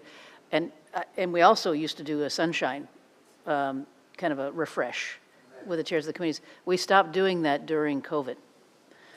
So I think it's actually a great idea to start that up again. I believe we used to do it in December. And one evening, usually the mayor would come and I would come and the city attorney would be there too for the sunshine refresh and just kind of how'd you do this year? And it's the chairs of the committees, they like to be together, they like to talk to each other about the direction. And that's what I found. There's a lot of camaraderie in that room. That's Yeah. when I was I was a chair of the Stadium Advisory Committee, and to hear what everybody else does, you really, I know there was, forming of, committees working together, and I realize, again, I know Jen and, Mayor, your calendars are full. I get that, but I think maybe it was at the library, maybe an hour and a half, very structured, and got to the point quick, and that was, if it happened again, I would love to attend myself again, just to listen to the input from the Yeah. chairs. Thank you. If it's all right with the commission, we'll. That sounds good. Back in the day, we had, you know, we had a dinner Dinner, right. for all the boards and committees, and talk about comradeship. I mean, it was that plus some. I mean, I'm not suggesting we add anything back into the budget, but for what you're suggesting, let's at least have a good layout of some food, too. You know, nice snacks. Sure. So, you know, always give people food. It always makes them happy. That we can- And then with the training, I because, you can know. bake cookies. Yeah. Okay, you said it, you're committed to it now. Okay. She said she's going to bake cookies, so Kathleen, stay on that.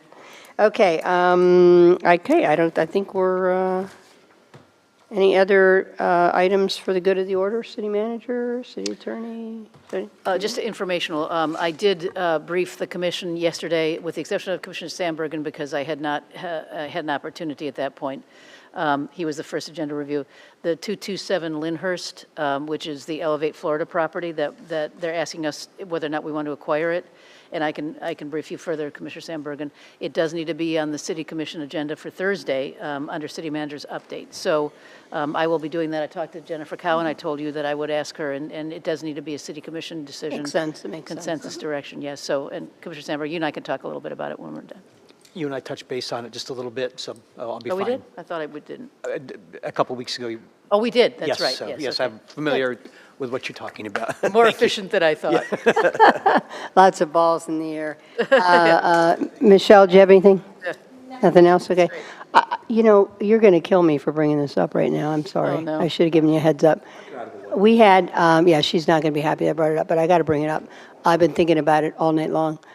So we had the Fairway Estates presentation last night, and it really went great. It really did. A lot of great questions that they had, and we probably were, you know, on it for like an hour.